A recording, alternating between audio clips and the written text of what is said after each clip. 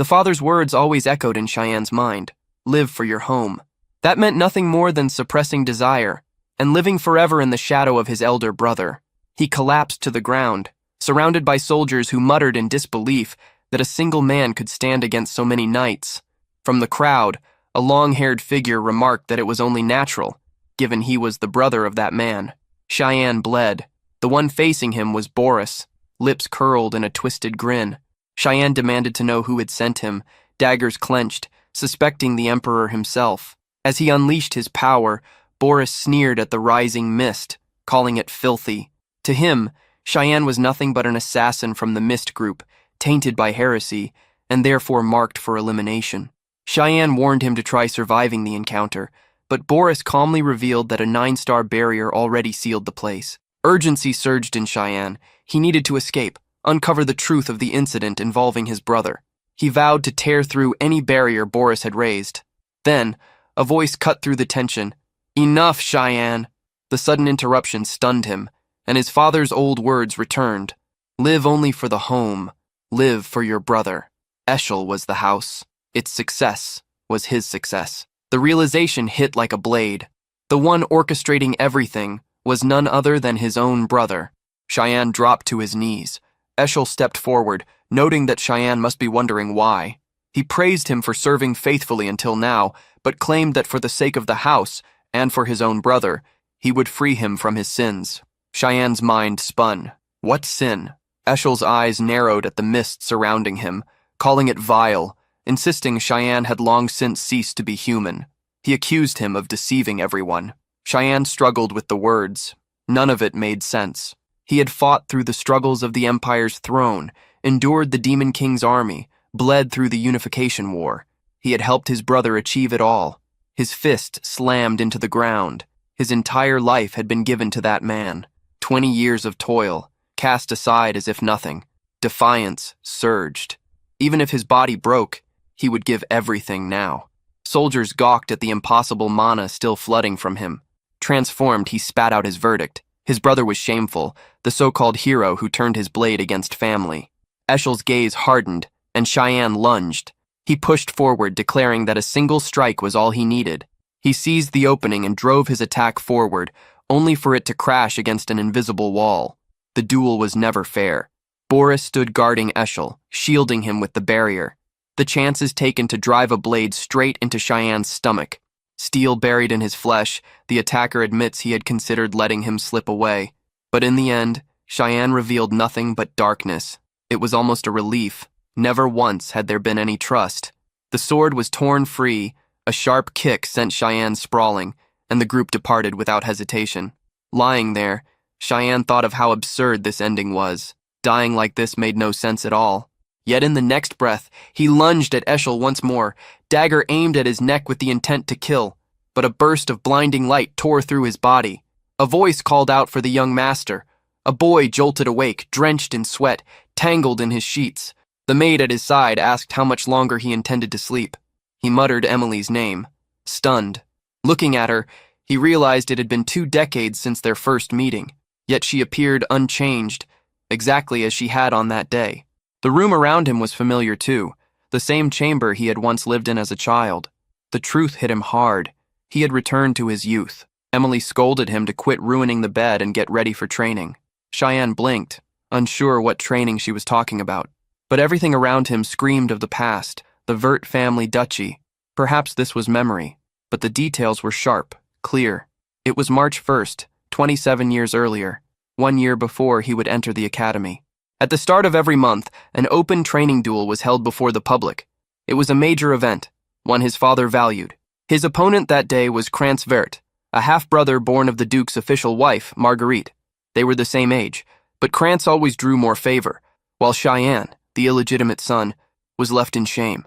That was the day his father told him to hold back and surrender. Emily urged him to give up, but Cheyenne's answer now was different. He would just finish it quickly. Then hesitation struck. The thin sword in his hand felt impossibly heavy in this body. This was no dream, no memory replayed, and yet he knew no magic capable of this. Had he truly gone back? Krantz sneered, impressed he hadn't run away. Cheyenne's father signaled for them to begin. The brother rushed forward, certain victory was his, asking what Cheyenne was staring at. But Cheyenne only wondered why his brother's movements were so slow. A single step to the side let the strike cut nothing but air. Krantz cursed him as a coward and swung again, only to yelp when a sharp blow struck his hand, forcing him to drop the blade. Pain doubled as a kick smashed his shin, sending him down crying on the ground. The mother called out to the boy while the father watched with a spark of interest. Cheyenne, seeing his opponent sprawled on the ground, knew that pressing the blade to his neck would finish everything. Yet memories of the past surfaced. This same boy had tormented him without mercy, and the harassment had continued even after entering the academy. Now, in this second chance at life, he felt the need to end it here, to make sure such cruelty never rose again. From this moment forward, he would live only for himself. The duel ended with Krantz utterly crushed. The Duke delayed his original plans, insisting he needed to speak with Cheyenne, even assigning one of his knights to watch over him closely. In the corridor, Cheyenne crossed paths with Krantz's mother, clearly returning from the infirmary. A sly grin crossed his face as he asked if her son was fine. The Duchess glared back, calling him shameless for daring to speak after what he had done to his own brother. He dismissed her outrage, saying this was nothing unusual in training bouts.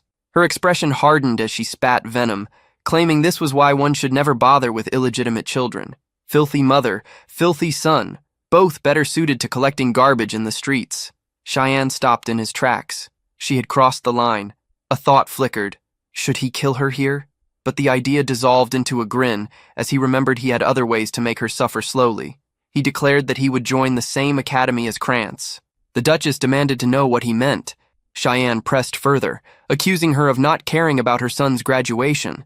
Her brows furrowed, and she raised her hand to strike him, but the knight stepped forward, shielding Cheyenne and apologizing to her. The Duke's voice cut through, summoning the boys, leaving no space for further quarrel. Cheyenne fixed his gaze on the Duchess before turning to leave, knowing well that his father's orders were absolute, and the knight's presence was there to protect him under those orders. Inside the chamber, his father instructed him to enter.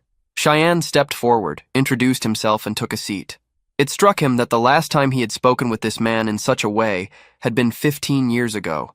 Duke Wallace Vert, the man revered as the continent's protector.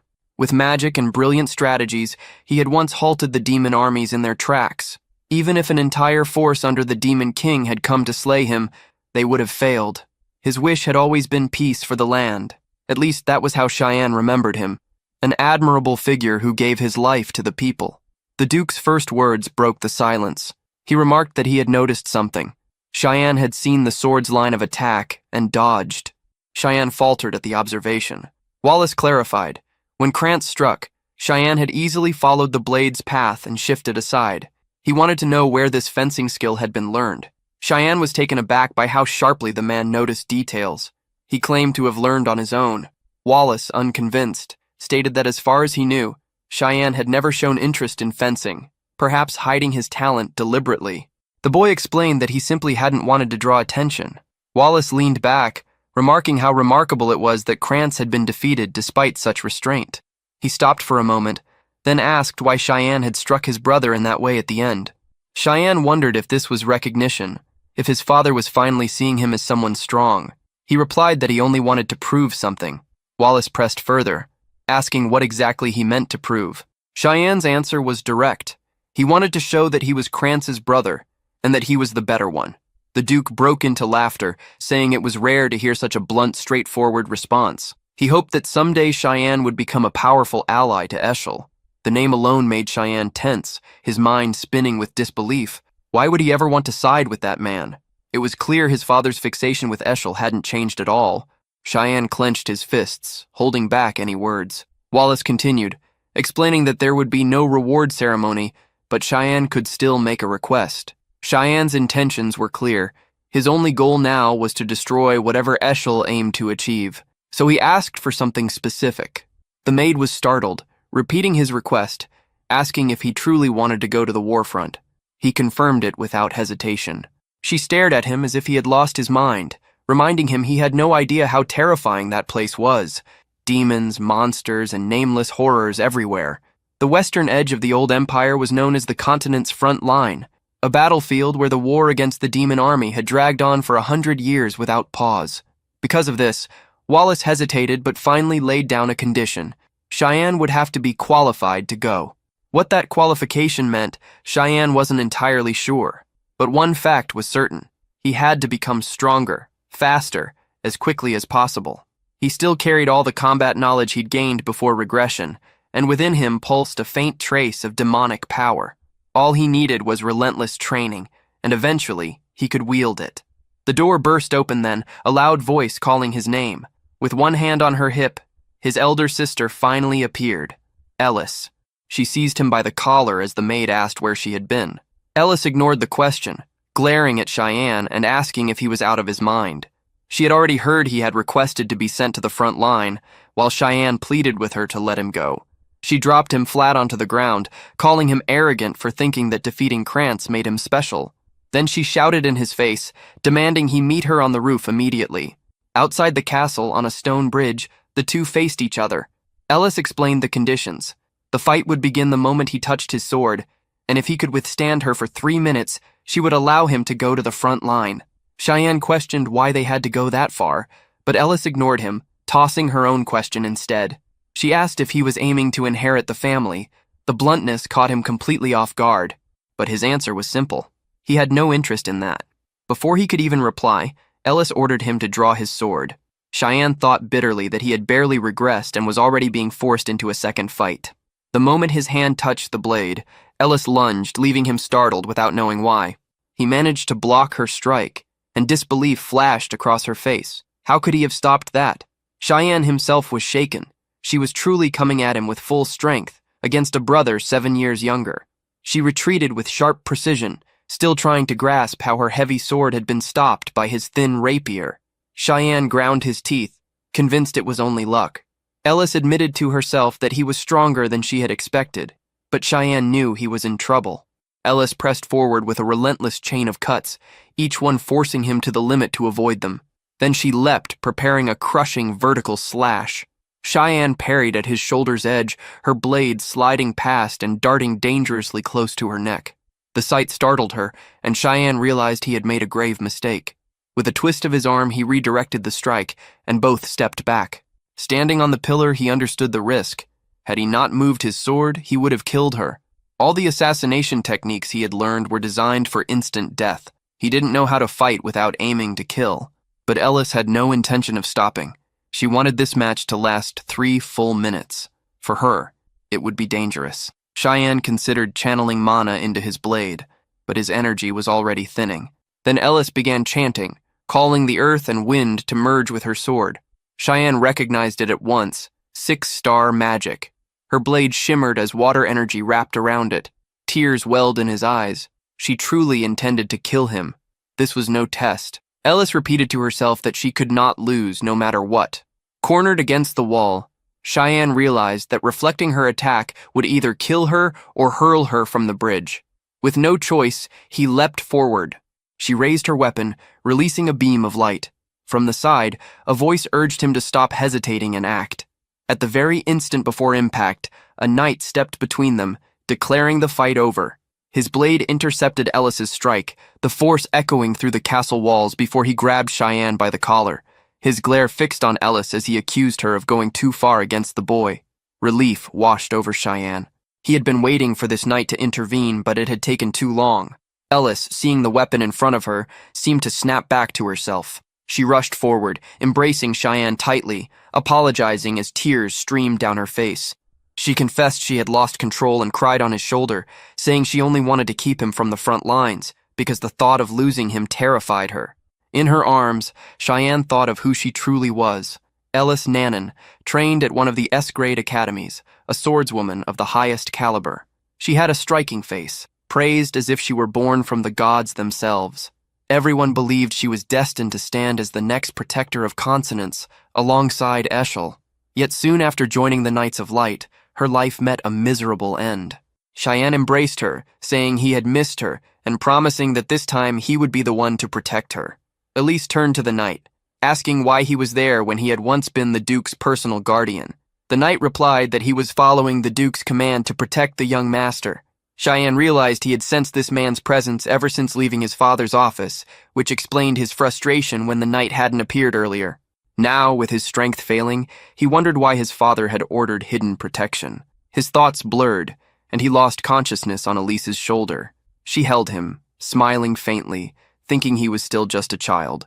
The following day, she returned to the academy, while Cheyenne pushed himself back into training, determined to face his father again. All he could do was strain his body to the limit, trying to build endurance. But his weak frame betrayed him.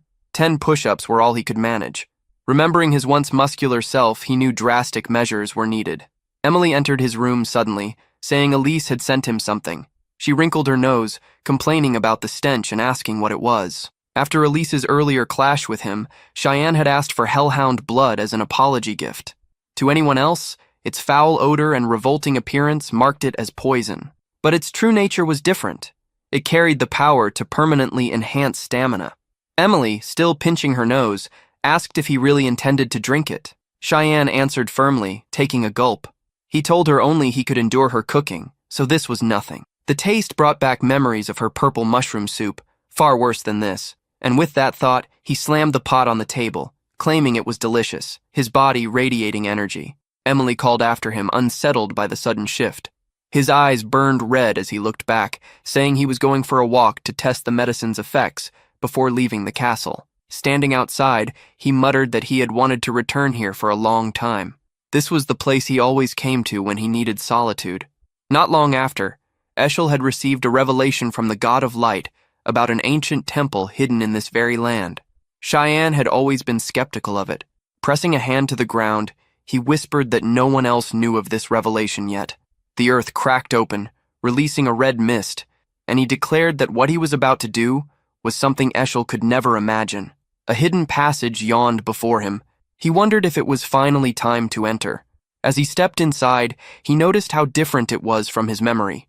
Once, this place had been devoted to the god of light, but centuries of ruin had consumed it. The devastation dated back to the Holy War 300 years earlier. Cheyenne stared around in disbelief, finding it hard to accept that such a place truly existed. At the altar, his eyes caught the glow of a sword, radiating power. He recognized it instantly. It was the weapon bound to this temple.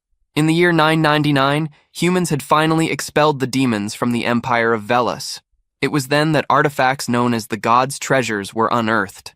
Among them was the sacred blade Drandark, the weapon that had carried mankind into the war against demons, the very same sword that Eshel had used to strike him down in that tragic end. Cheyenne stared at the sword, imagining it might have something to do with his regression. He touched it with hesitation, then lowered his head, muttering that he already knew nothing would happen. Disgust rose in him, and he kicked the blade aside, leaving with the thought that it only made him feel worthless. From beneath the light, shadows stretched out, and Cheyenne realized he had found exactly what he had been searching for. Looking at the ground, he noted that anyone would assume it was just the sword's shadow, but that was no ordinary shadow. He pressed his hand to the floor, whispering that wherever there was light, shadow would follow. Steps revealed themselves, leading into a dark door. Cheyenne opened it with caution. On the altar ahead, he finally found what he had come for, the demonic blade, Karam. He lifted the dagger, its crystal carving gleaming faintly. He muttered that it could awaken now. Cutting wildly in every direction, he noticed its slumbering state. Yet the sensation thrilled him.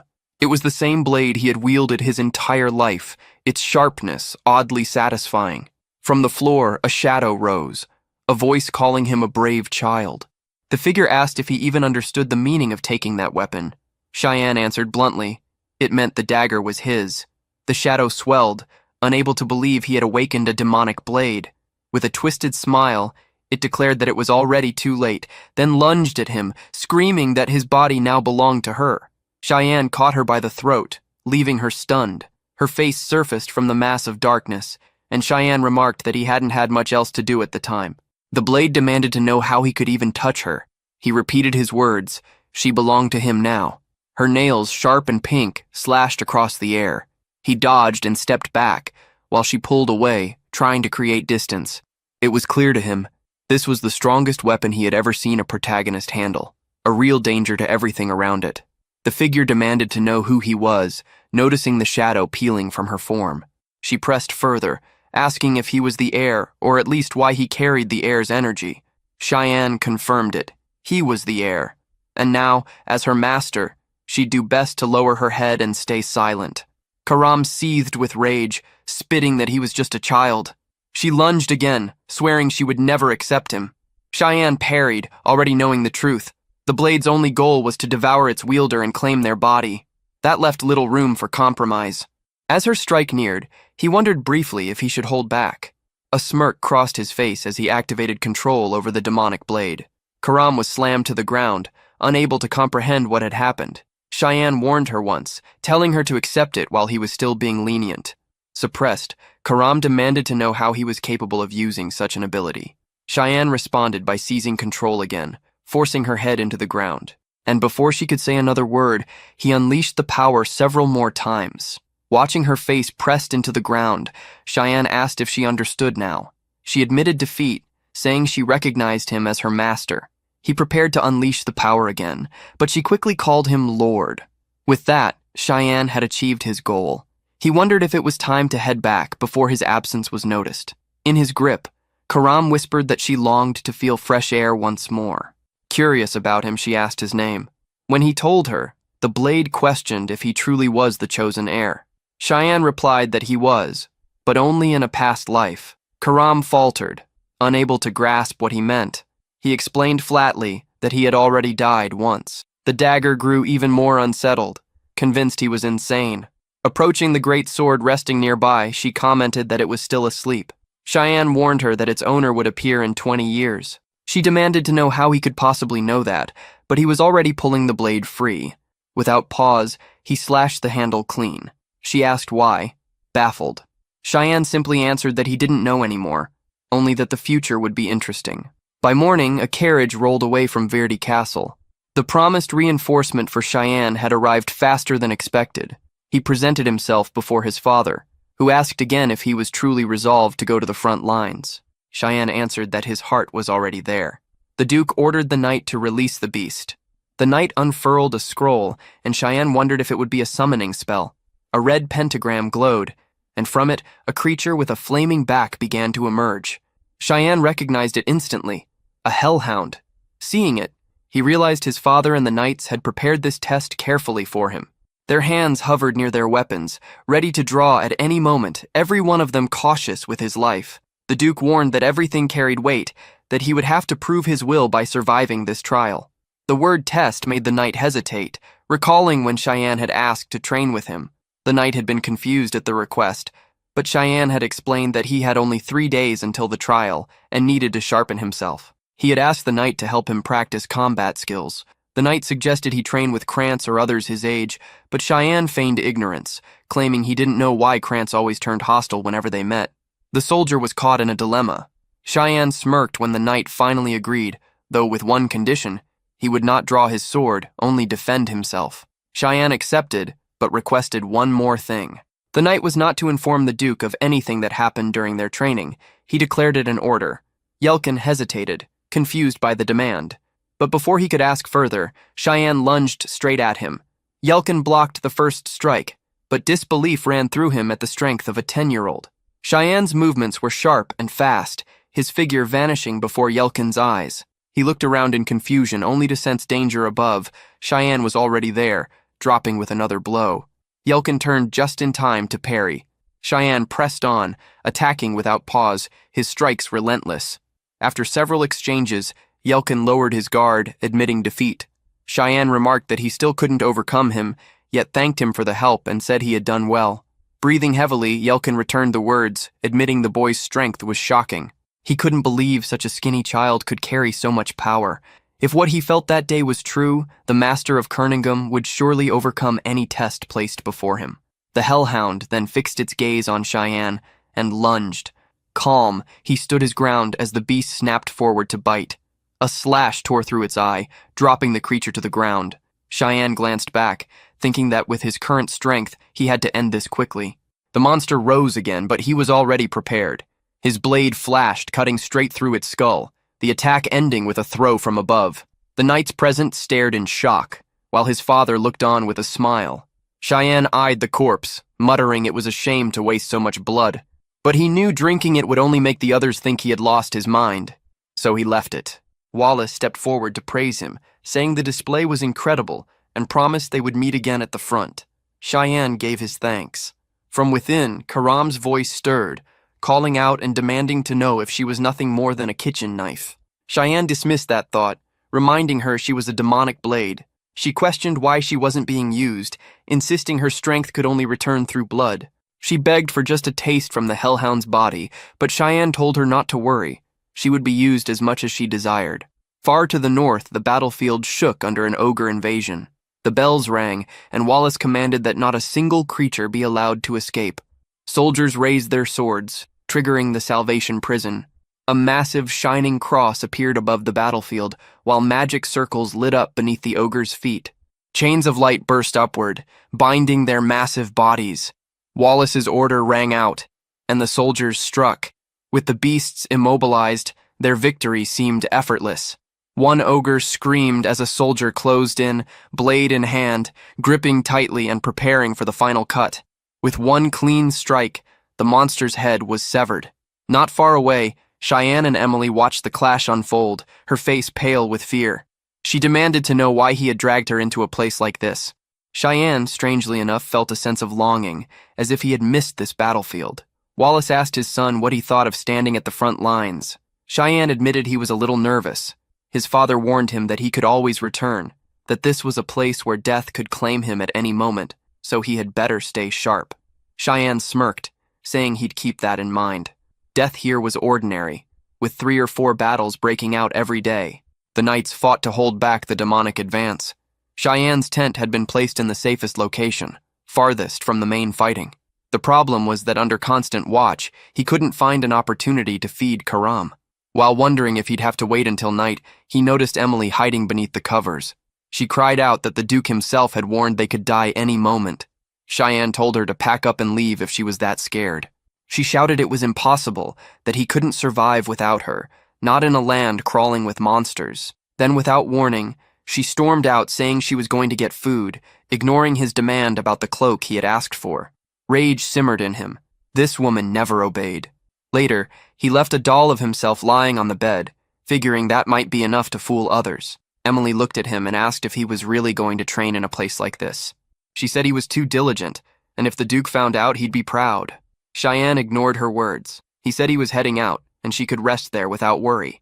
Looking back, he ordered her to claim he was asleep if anyone asked. At that moment, soldiers were needed at the front in greater numbers than ever, which gave him freedom to move unnoticed. He activated his mist glide ability and slipped into the dangerous outskirts, where a pack of hellhounds waited. His blood stirred with excitement. This was the perfect chance to test Karam. When summoned, the blade breathed in the scent of blood and trembled with hunger, saying she couldn't endure it any longer. She needed to cut something.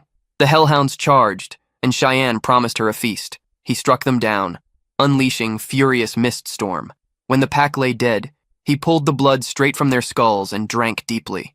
His eyes lit with madness as he muttered that this was what he craved. Karam pulsed with delight. He told her they would keep hunting, but she complained the hellhounds were far too weak. Cheyenne assured her not to worry. The night was long, and the battlefield swarmed with prey. She answered, seething with anticipation. Elsewhere, a carriage rolled through the mountains. Inside sat a girl with white hair. A guard warned her the land ahead was too dangerous and urged retreat, but the girl refused, declaring she wasn't a child. She was a princess of the empire, and it was her duty to stand beside her family. If the woman dared to speak further, the princess threatened to vent her anger on her. Her attendant warned instead that young Master Verdi was also at the front, the same age as her. She questioned whether the Duke truly had the courage to bring along his youngest son. The companion explained it wasn't the Duke's decision. The boy had volunteered. Since they were of equal age, she suggested they might become friends. The princess dismissed the idea, uninterested, and turned away to sleep. The servant let it go with a simple nod, but the princess suddenly asked for the boy's name. The answer came, Cheyenne Verdi. Under the pale moonlight, she silently repeated the name, lost in thought. Elsewhere, harpies were being slaughtered across the battlefield. Wallace commanded his men to tend to the wounded. Dozens of harpies and griffins lay dead as the soldiers prepared to march back to camp.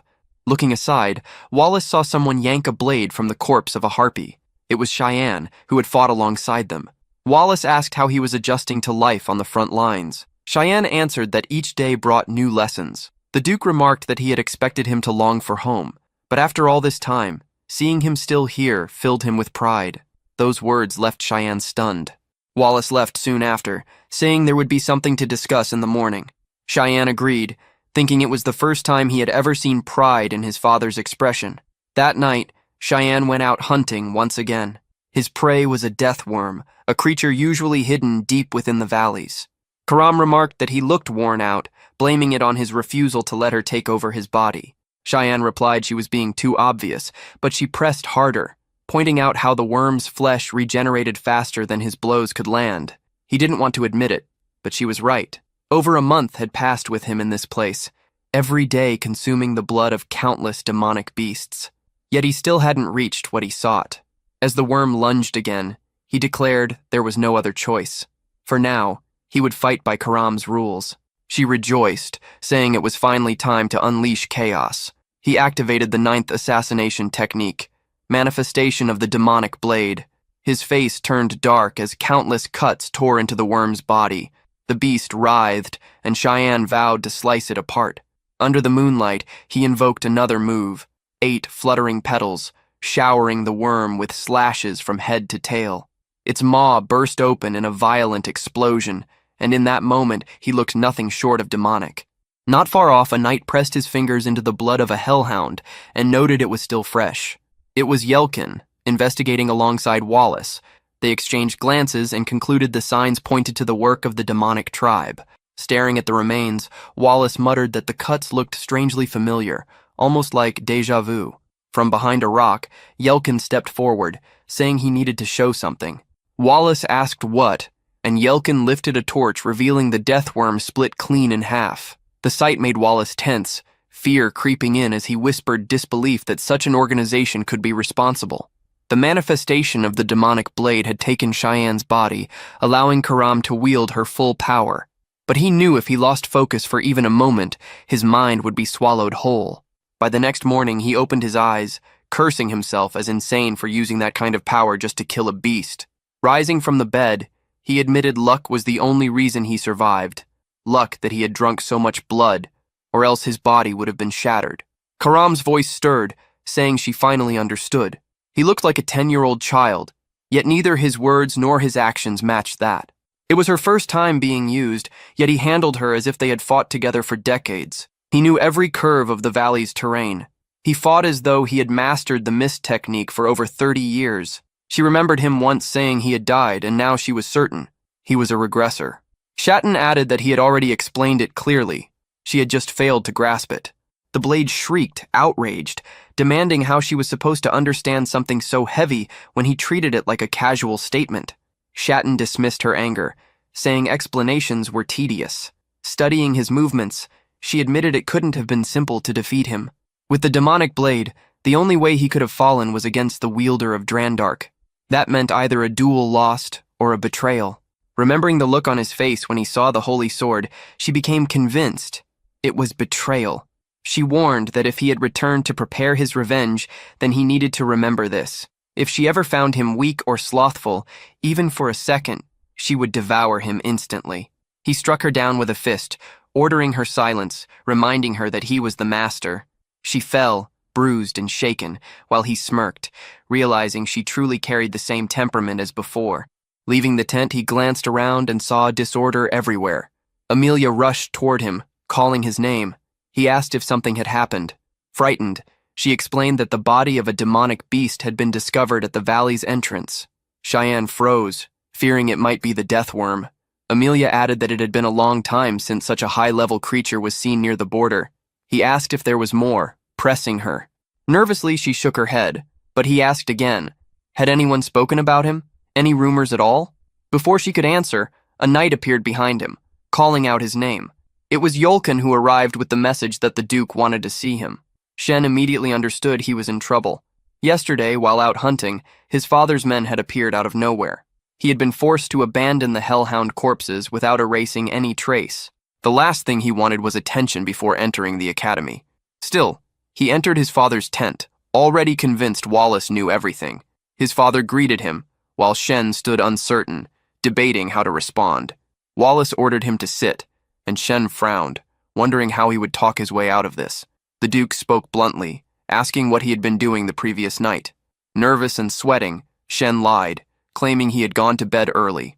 For a moment, Wallace seemed to accept it, but the unease remained. The cuts on the wolf looked far too similar to the style of his blade. Was he overthinking it, or was it real? Shen asked if something was wrong. Wallace struggled to believe that a boy so young could have done something like that. Shen called to him again, and the Duke asked if he had heard what happened during the night. He explained they were still investigating, but all signs suggested the Mist organization. Shen hesitated, repeating the name. Wallace explained further. It was a group that had existed since ancient times, its purpose unknown. Under the banner of purification, they had slaughtered countless nobles, but then suddenly vanished. The last known traces of them were from 3 centuries ago. Yet the same mist had appeared with the death worm, and that lingering power could only come from those who worshipped the god of mist. His speculation was simple. Whoever killed the worm was one of them. Shen was taken aback that his father could trace an organization that had been gone for 300 years with only that much evidence. Wallace admitted he didn't know why they had disappeared, but warned Shen to stay cautious, promising he would report everything to the Empire. Relief washed over Shen. For now, suspicion had shifted away. Wallace, however, decided it was nonsense to link a boy his age to such a matter and closed the discussion. He then asked if Shen had heard about the visitor arriving that day. Shen answered that it was someone from the royal family. Wallace confirmed it and added that he wanted to ask a favor. Shen, sweating again, grew tense, curious about what that favor could be. Before he could ask, a knight's horn sounded, announcing the arrival of His Majesty. Wallace and every soldier on the field dropped to one knee, welcoming the Emperor. The Emperor, pale and sharp like a vampire, greeted Wallace warmly, calling him an old friend and telling him formality was unnecessary. His gaze then shifted, asking if the boy at his side was his son. Shen stepped forward, introducing himself as the youngest of the Vert family. The Emperor remarked to Wallace that it was impressive to see his son serving on the front lines. Truly, his children were remarkable. The favor Wallace asked of Shen was simple: introduce himself openly as his son. In his past life, he had remained hidden, almost invisible, and no one had even known of his existence. The Emperor then declared it the perfect time for Shen to step into the light. From the carriage, a shoe touched the ground, and a girl presented herself as Erin Severus, the Empire's 5th princess. Shen recalled the name. She was remembered as the unlucky princess. One of the favors Wallace had mentioned was that Shen would escort her. The boy felt confused, knowing his strength wasn't remarkable, and wondered why his father would assign him such a task. Wallace explained it wasn't about strength, only about keeping her company. They were the same age and would soon attend the same academy. In his memories of the previous life, Shen remembered seeing her at the academy, though only in passing when classes changed. Wallace added that having ties to someone of the royal family was always valuable. Even if she wouldn't stay long, the chance was worth seizing. Shen himself wasn't very interested, but he understood his father's intentions. Wallace wanted him to build a bond with her, just as he had with the Emperor. Shen thought to himself that his father had chosen poorly, because that girl would not serve his purpose. Still, he couldn't reveal the reason, only he knew the truth of the future. Annoying as it was, for now, he would have to obey. As they walked alongside the soldiers, Erin asked why the nearby lake glowed red. Shen answered that it was called the Blood Lake, and its color had no mystery. Injured monsters leapt into it to recover mana, and over time the water had taken that color. She pointed out the piles of monster remains scattered around, and Shen replied that was precisely the reason. Then she asked what lay beyond it. He told her a demon kingdom stretched past the lake. Curious, she asked if a demon king resided there. Shen smirked, warning her that if she kept following the lake long enough, she would meet the king in flesh and bone. It was his way of mocking her for the childish question. Suddenly a burst of light ripped through the sky. Yellow smoke split the horizon, and Erin turned wide-eyed, asking what it meant. Shen explained that a golden flare marked the arrival of demonic creatures. Frightened, she asked if they had already crossed over. Wallace barked an order for everyone to shield His Majesty, declaring they were heading to the 3rd outpost. The Emperor, however, sighed in disappointment. Wallace asked what troubled him. The pale sovereign drew his blade, revealing his intent. He hadn't come merely to visit. He was restless and longed for combat again. Wallace bowed his head in understanding.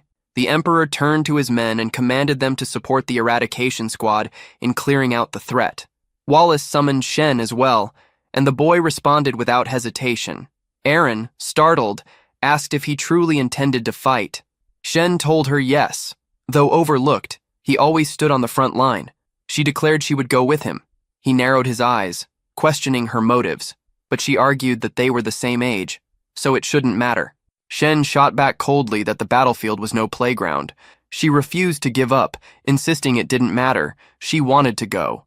Cian called for Yelkin, who appeared behind her and promised to take her somewhere safe. She spun around, and Yelkin told her to follow. Furious, she shouted at Cian, accusing him of insolence for treating an imperial princess that way. He stepped closer, warning that her stubbornness would cost lives on the front line. Would she shoulder that responsibility? Tears welled up. After all, she was still a child. Cian turned away, ordering her to leave quickly and stop behaving like a spoiled brat. Silence fell over the three of them. On the battlefield, chaos raged.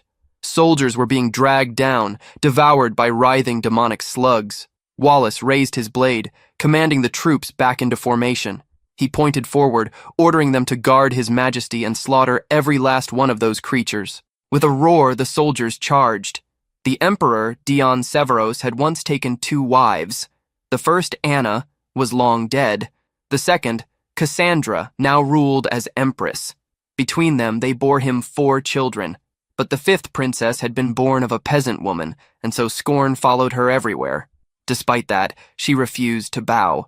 As a child of the imperial bloodline, she fulfilled her duties and studied harder than any of her siblings. Even so, her enemies never relented. False charges stripped her of her place in the palace, and she was cast away into isolation. That was how she became branded as the unlucky princess. Karam asked if this matched what Cheyenne remembered hearing from his father in the past life. Cheyenne muttered that politics and power always twisted that way. Meanwhile, electric slugs were being cut down across the battlefield. From a distance, Cheyenne watched explosions tear the ground apart, realizing how overwhelming the Emperor's strength was. Dion drove his sword into the soil and unleashed a sacred ray, annihilating every slug in reach. Cheyenne recalled hearing that this man's magic reached the 8th star. If he hadn't risen as Emperor, he would have been named President of the Magic Council. To him, mid-level beasts like these were nothing. Later, Wallace and Dion sat drinking together, sharing memories of the old days. The Emperor shifted the talk to the Empire's current state. In recent years, many nobles had been slaughtered, and unrest spread like fire. Wallace suspected the events were connected. Dion revealed that every one of the murdered nobles had been corrupt, and each scene of death carried traces of black mist. Did Wallace know anything about it? Wallace admitted that followers of the Black Mist seemed to have resurfaced. He had even found signs near his own base. Dion agreed it was possible, though more investigation would be needed. He even admitted, half in jest, that part of him wanted to thank those behind it for purging corrupt trash. But in the end, the killings only deepened the Empire's unrest. And there was one detail that caught Wallace's ear more than anything else. One of the nobles had claimed the 5th princess was tied to the murders. Wallace asked if people were truly trying to link her to such things. The Emperor admitted he knew it was nonsense to blame a child, but still asked Wallace to look after his daughter if he were to die. Wallace swore on that request, and the Emperor gave thanks. That night, the rain hammered against the tents. Emily pressed Cheyenne, asking if he had really said those things. He ignored her, saying he was leaving. She kept pushing, wanting to know if he had truly spoken that way to the princess. In her view, if he kept acting like that, he would never marry and would live out his life in solitude. Cheyenne brushed it aside, telling her to forget it. He was going out to train. She asked if he was really planning to go in the middle of the storm. He told her not to worry and to sleep. Only Aaron was already there. Emily flinched, startled by the hooded figure. Aaron pulled her hood back and asked if he was heading somewhere, but if not, she wanted a word. Emily's eyes lit up at the sight of the princess. Aaron asked how long they had been camped there, and Cheyenne answered over a month. Still, he pressed to know why she had come. She hesitated, avoiding the question. Both turned to Emily and told her to leave, and she slipped out, grinning mischievously, teasing them to enjoy the tent. Cheyenne, with his mind of a 40-year-old, felt no interest in her. Aaron apologized for the morning's events. He awkwardly admitted his own fault, and she laughed, saying she would have reacted the same. She confessed that, unlike him, She wasn't acknowledged by those around her. Cheyenne hadn't imagined she carried such a side to her. She went on, saying she knew he would be going to the academy and that she wanted to be his friend. Cheyenne cut her off, apologizing, saying he couldn't accept that. If her purpose was to get closer to him, then she should leave now.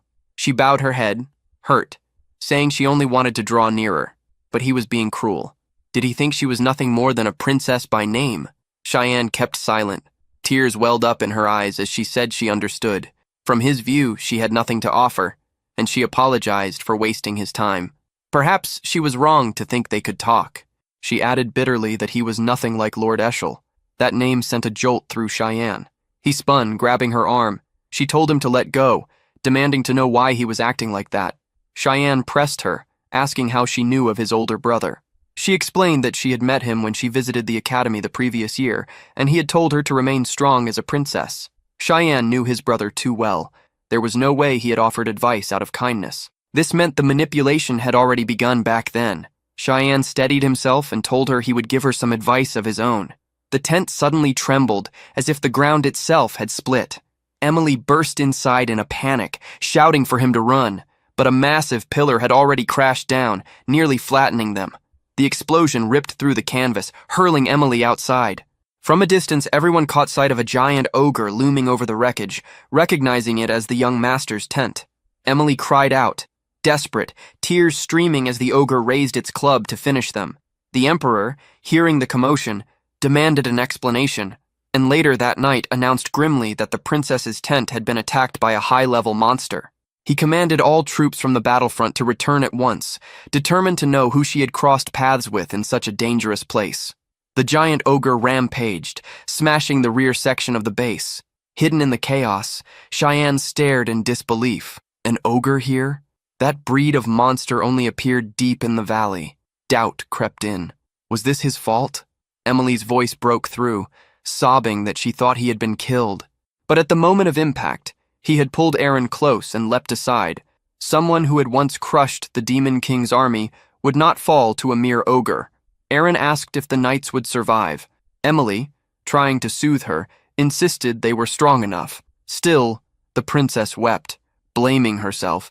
If she hadn't been there, none of this would have happened. The knights reassured her that it was their duty to protect, one even smiling as he swore they would give their lives if needed. Cheyenne's warning came too late. A massive hand slammed down from behind, crushing the knight in an instant, blood spilling as the ogre lifted the limp body high. Standing on its back, Cheyenne told Aaron to cling to him. The beast sniffed the air, confirming his suspicion. These creatures weren't here by chance. They had come for him. He began to tell Emily to take the princess and flee, but she was already gone, sprinting with Aaron in her arms. He couldn't help but note how fast she ran when survival was at stake. The ogre bore down, ready to smash him. He couldn't draw the demon blade without raising suspicion. Questions churned. Why were these monsters hunting him? What scent were they following? Karam's voice cut through, mocking him. He had been drinking demon blood for too long, and now he reeked of it, a stench that drew beasts straight to him. Rage boiled, so the sage had known all along and said nothing. She only laughed, reminding him that all she wanted was his body. He gripped her hard, forcing her into her dagger form as she asked what he was planning. He realized there was no choice left. Against this beast, he would have to unleash everything. He lunged forward, meeting the ogre's swing head-on. With one decisive strike, he ripped the creature's arm clean off. In the same breath, he appeared behind its neck, slicing it open with a single brutal motion. The boy carried himself with confidence, and with only 2 swift cuts, the beast collapsed lifeless on the ground. He muttered that now it was only a matter of cutting down the curious ones that still lingered. Ahead of him, more creatures appeared, and Karam's voice echoed with excitement, calling it a festival she had been waiting for. But his focus snapped when a demonic dragon revealed itself. The beast roared toward the sky, shaking the air itself. Karam told him not to lose his nerve, it was only a young one. Cheyenne immediately called forth the manifestation of the demon blade. Raising the dagger, he commanded it to devour the enemy. Meanwhile, at the base, soldiers fought desperately against the invading ogres. The Emperor and Wallace had just slain the last of them. The Emperor asked if there was any sign of the princess. Wallace bowed his head and admitted she had been in his son's tent. The Emperor asked if he wasn't worried about his son, but Wallace replied coldly that there was no need to worry about that boy. The only one who mattered was the princess. The emperor stared at him in disbelief, shocked by such cruelty. A soldier rushed in, announcing that Princess Erin had been found. She appeared soon after, hurrying to her father. He asked if she was injured, and she said no, but begged him to act quickly. Cheyenne was in danger because of her. He tried to calm her, telling her to explain. Wallace then turned to Emily, asking if she was his son's maid. When she confirmed, he ordered her to tell them what had happened. Shaking, Emily explained that Cheyenne had drawn the attention of the monsters so that the princess could escape. Wallace remained silent. One of the knights stepped forward, saying he knew the location, and that if given the order, they could head out to rescue him. The emperor snapped at Wallace, demanding why he hadn't already given the command. But Wallace refused. The emperor and Erin stared at him in shock, asking what he meant. Wallace said the recovery of His Majesty had to take priority. If the base fell, the demonic beast would pour into the empire. Rebuilding their defenses was the only way to prevent further disaster. Emily's voice broke, asking what would become of the young master. Wallace replied that the boy had already done his duty by saving the princess. That was the way of the Vert family. The emperor and Erin looked at him after those words, while the princess thought again that it was all her fault. Suddenly, the sound of a great battle shook the sky. Erin lifted her gaze and froze. Above them, a dragon was soaring past, and to her disbelief, Cheyenne was clinging to its tail, being carried away. In this world, dragons were the closest beings to the gods, considered the most advanced form of life itself. To encounter such a creature was normally seen as the highest honor. So why was the dragon flying so close to the camp? Erin screamed his name, and the emperor turned on Wallace, demanding to know what his son was doing up there. Wallace stayed silent, and the emperor pressed harder, asking why he wasn't moving. High above, Cheyenne himself didn't know what he was doing. He only wanted a drink of blood, but the situation had spun out of control. The moment the dragon appeared, he had challenged it. A wave of weak monsters had rushed at him, and he blasted them aside, sending their bodies flying toward the front lines. Calling on the furious mist, he carved straight through the battlefield and charged toward the dragon. Up close, he realized it wasn't fully grown. Even so, the beast gathered power for an attack, and fear shot through him. The explosion burst, a beam of light tearing across the field. He dodged at the last second and ended up near the dragon's head. He taunted it for daring to spit at him the instant they crossed paths. With a sharp slash, he drove his blade into its eye. Suspended in the air, he had no footing, and the dragon lunged. At the brink of being skewered, he smirked and unleashed the mist blade. The 8 fluttering cuts struck from all angles, slashing into the beast. The dragon crashed down, detonating the ground in a massive shockwave. Cheyenne felt the weight of it. Killing a dragon was impossible. His shoulders burned with exhaustion. But now that it was grounded, he moved in for the finishing strike. The dragon beat its wings, pulling away, and he braced for another beam. Yet instead, the beast turned tail and fled, wings thrashing in fear. Cheyenne hurled himself after it, roaring that it wouldn't escape, latching onto its tail. The problem came when he glanced down. Everyone below could see him. How was he supposed to explain this? Karam mocked him, asking why he was frozen like a statue. He snapped back, asking if she didn't see the crowd staring up at them. Furious, she demanded to be used since she had already been summoned. He refused, saying if he used anything demonic, they would stop him immediately. She screamed, asking what he planned to do then. He said he was thinking, and told her to shut up. On the ground, Wallace began weaving light magic. Cheyenne recognized it instantly, an 8-star spell. His own father was about to fire at him. Shock and anger mixed. What kind of parent did that? Wallace raised his sword to the skies and released the strike. Cheyenne braced in despair, but the dragon suddenly dived, weaving past the incoming magic. He laughed bitterly, praising the beast for doing well and telling it not to take the hit for him. But another beam came from behind, so close he couldn't avoid it. It struck his leg, the same one gripping the dragon. His hold slipped, and as he plummeted, his only thought was a strange sadness. He had lost his lunchbox.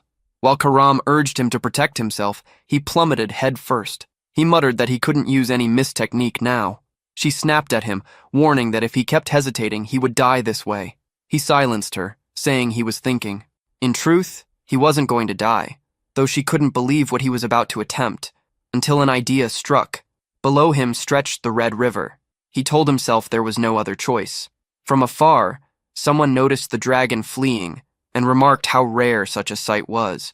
The man behind him dismissed it, saying it was just a kid who must have strayed from the group. The silver-haired figure pointed toward the horizon, asking if demons dwelled there. His companion answered that it was actually the human region. The silver-haired one grew curious, saying dragons shouldn't be beaten by humans. He went quiet for a moment, until the man with glasses asked if something was wrong. The silver-haired one pointed out that he sensed an unusual energy in that direction, something strangely familiar. His companion suggested they go see for themselves, but reminded him he was forbidden from annihilating everything just out of boredom. Spreading his wings, he agreed, saying he wouldn't cause trouble. Then he lifted off, promising to return shortly. Meanwhile, Cheyenne emerged from the blood-soaked lake, dragging himself onto the rocks, cursing up to the 10th generation. He asked Karam if she was still alive. Dripping with slime, she hissed at him not to talk, claiming she was busy thinking of ways to kill him. He muttered he'd wash her when they got back, and she answered fine, but warned him to face reality. They were in the demon realm now. Cheyenne brushed it off, insisting that in this place it was rare to meet a high-level demon. Then a voice came from behind, claiming he knew he would find something interesting. Cheyenne froze. It was a voice he could never forget. Turning stiffly, he saw the figure. The demon asked if he was human, and Cheyenne realized it was Valkyrian, the demon king. Memories came rushing back. This was the same man who once told him he was like evil itself, wrapped into one body. Valkyrian pressed, asking why he wasn't answering. Was he not human? In a blink, the demon king appeared at his back, asking if Cheyenne really wanted a fight.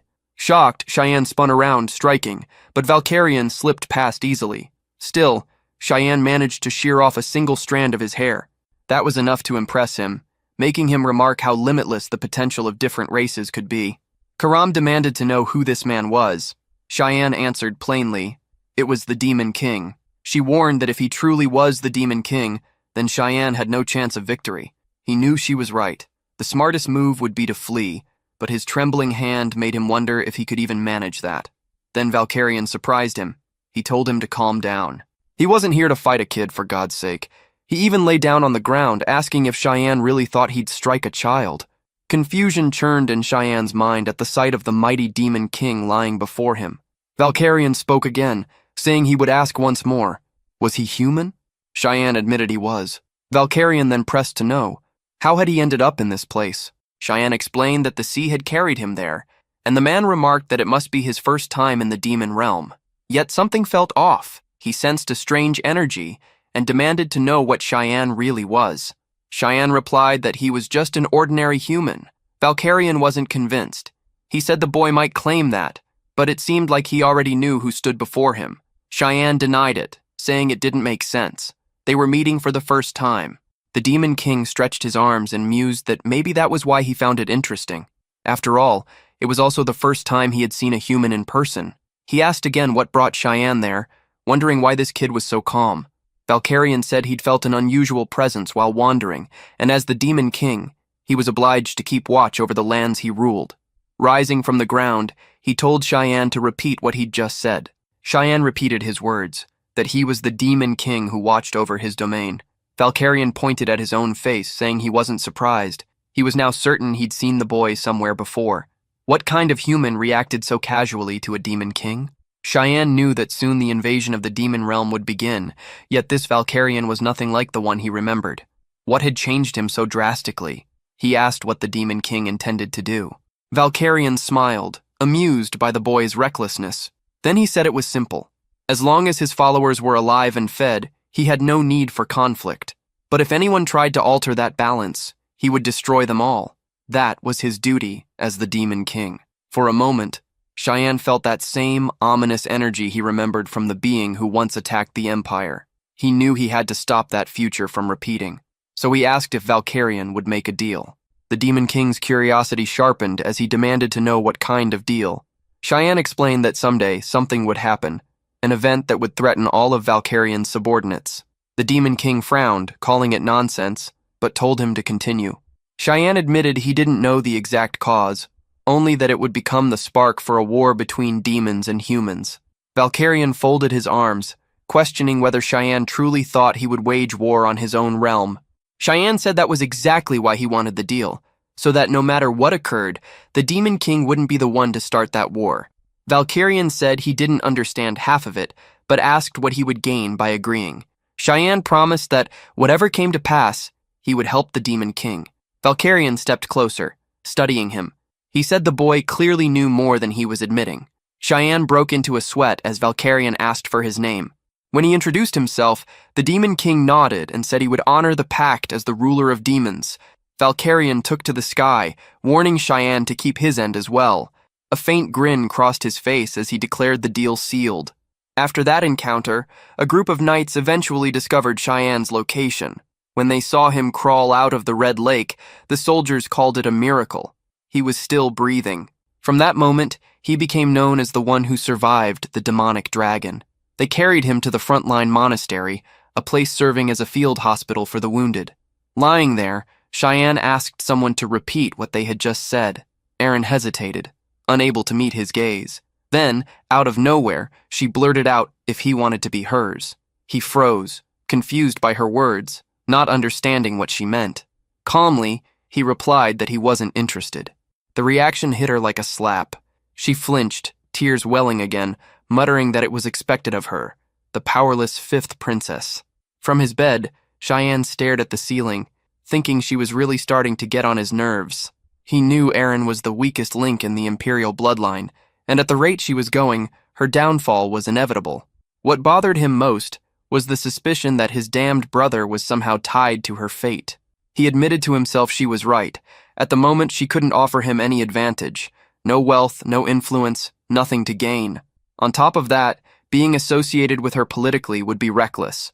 Still, he decided he'd look after her until she figured things out. She asked if he meant that seriously. He said yes, it was a promise, telling her not to worry.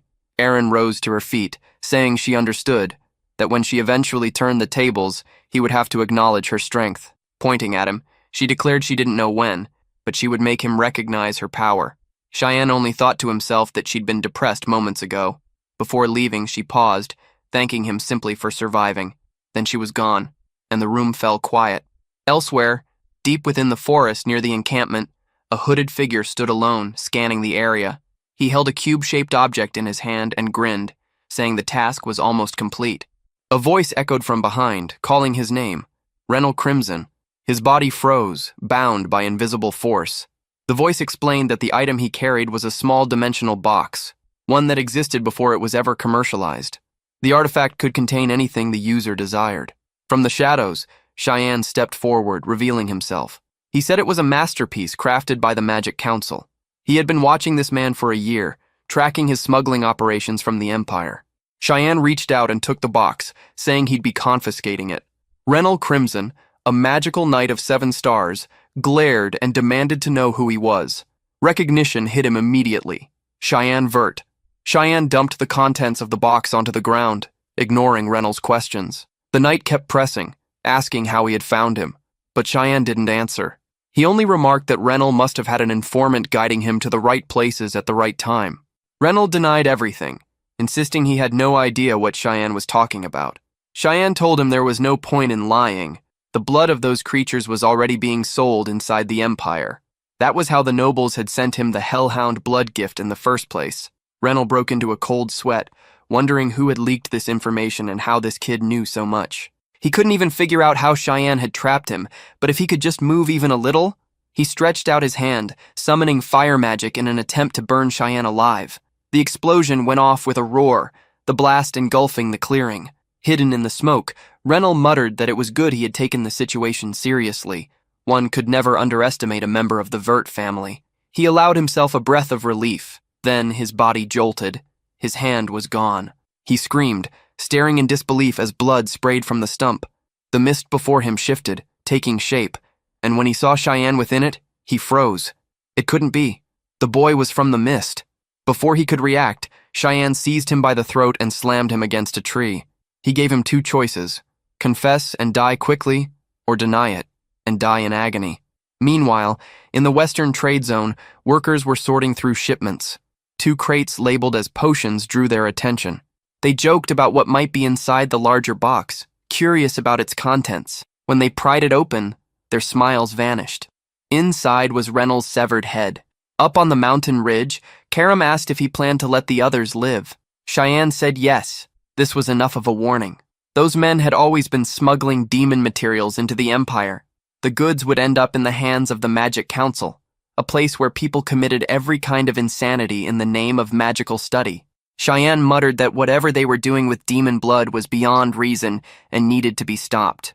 Karam accused him of living for others in this new life. He disagreed, saying he was only preventing more people from using demon blood. Far away in the empire, inside a lavish mansion, Eshel sat in bed reading a letter.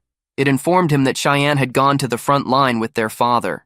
A woman lounged beside him, curvy, playful, and clearly enjoying his company. Eshel, ever the charming villain, knew how to indulge himself. The woman asked if that Cheyenne was his younger half-brother. Eshel confirmed it, saying the kid was a headache in more ways than one. Suitcases were stacked high as Emily cheered, relieved they were finally leaving the front lines. She was certain the academy would be calmer, safer, and far less chaotic. Cheyenne, however, knew better. The academy was no sanctuary. It was a cruel pit where lives were crushed under political schemes, a place ruled by envy and greed, where, ironically, learning was the least of anyone's concerns. Emily was lost in her own world, rambling about how she'd find a skilled instructor at the academy. That's when Cheyenne began to realize she fully intended to follow him there. Sometime later, he returned to the duchy, enjoying a brief moment of calm. A sudden sound made him turn. Krantz stood there, catching him off guard. The others asked what he was doing around, but before Cheyenne could greet him, the boy had already bolted. Karam's voice echoed in his head, asking who that idiot was. Cheyenne answered it was Krantz, but added that he didn't care.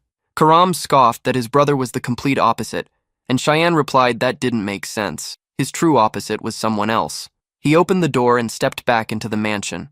This time, every servant greeted him politely. He remembered how they used to ignore him before, but now their courtesy felt hollow, most likely his father's influence. Still, hard work had changed much over the past year. As he reached for the next door, a wave of familiar energy brushed against him. He already knew who it belonged to. His irritation rose as he turned the handle slowly, certain only one person could be waiting on the other side. Eshel stood there, saying it had been a long time. Cheyenne clenched his jaw, fighting to keep his composure. When he didn't respond, Eshel teased him, asking if he'd forgotten his own brother. Cheyenne tried to keep calm, but his eyes were already burning red. He couldn't, not with him standing there. A dagger materialized in his hand, his intent clear. He would kill him now. But Karam intervened, gripping his wrist and warning him that if he didn't control himself, he'd get his skull smashed before he could act. Besides, killing Eshel now would be far too easy, and not nearly as satisfying. Cheyenne exhaled, forcing the rage down, and greeted his older brother. Eshel smiled faintly and asked if he remembered him. Cheyenne replied that it was impossible to forget a brother's face. Eshel reached out, patting his head as if he were a child, saying he was glad, relieved even, that his little brother still remembered him. He added that he'd heard about Cheyenne's drastic improvement in fencing, claiming he'd soon be a great help to House Vert, especially on the battlefield, where he would fight alongside his brother. Cheyenne agreed calmly, saying he was eager to do just that. Eshel's eyes lingered on him, pleased by the answer. He said the only reason he had come here was to find his little brother. Cheyenne knew exactly what that meant. Eshel never sought out anyone who wasn't useful to him. The moment he realized his brother was only here out of self-interest, Cheyenne's tension eased. Smiling faintly, he said he too had wanted to see his brother again. Emily staggered down the hall, dragging the suitcases with both hands. Exhaustion weighed on her as she dropped them with a loud thud, complaining that the trip had been way too much. She yelled toward the door, demanding how he dared leave all the luggage for her to handle alone, then froze when Eshel appeared right in front of her.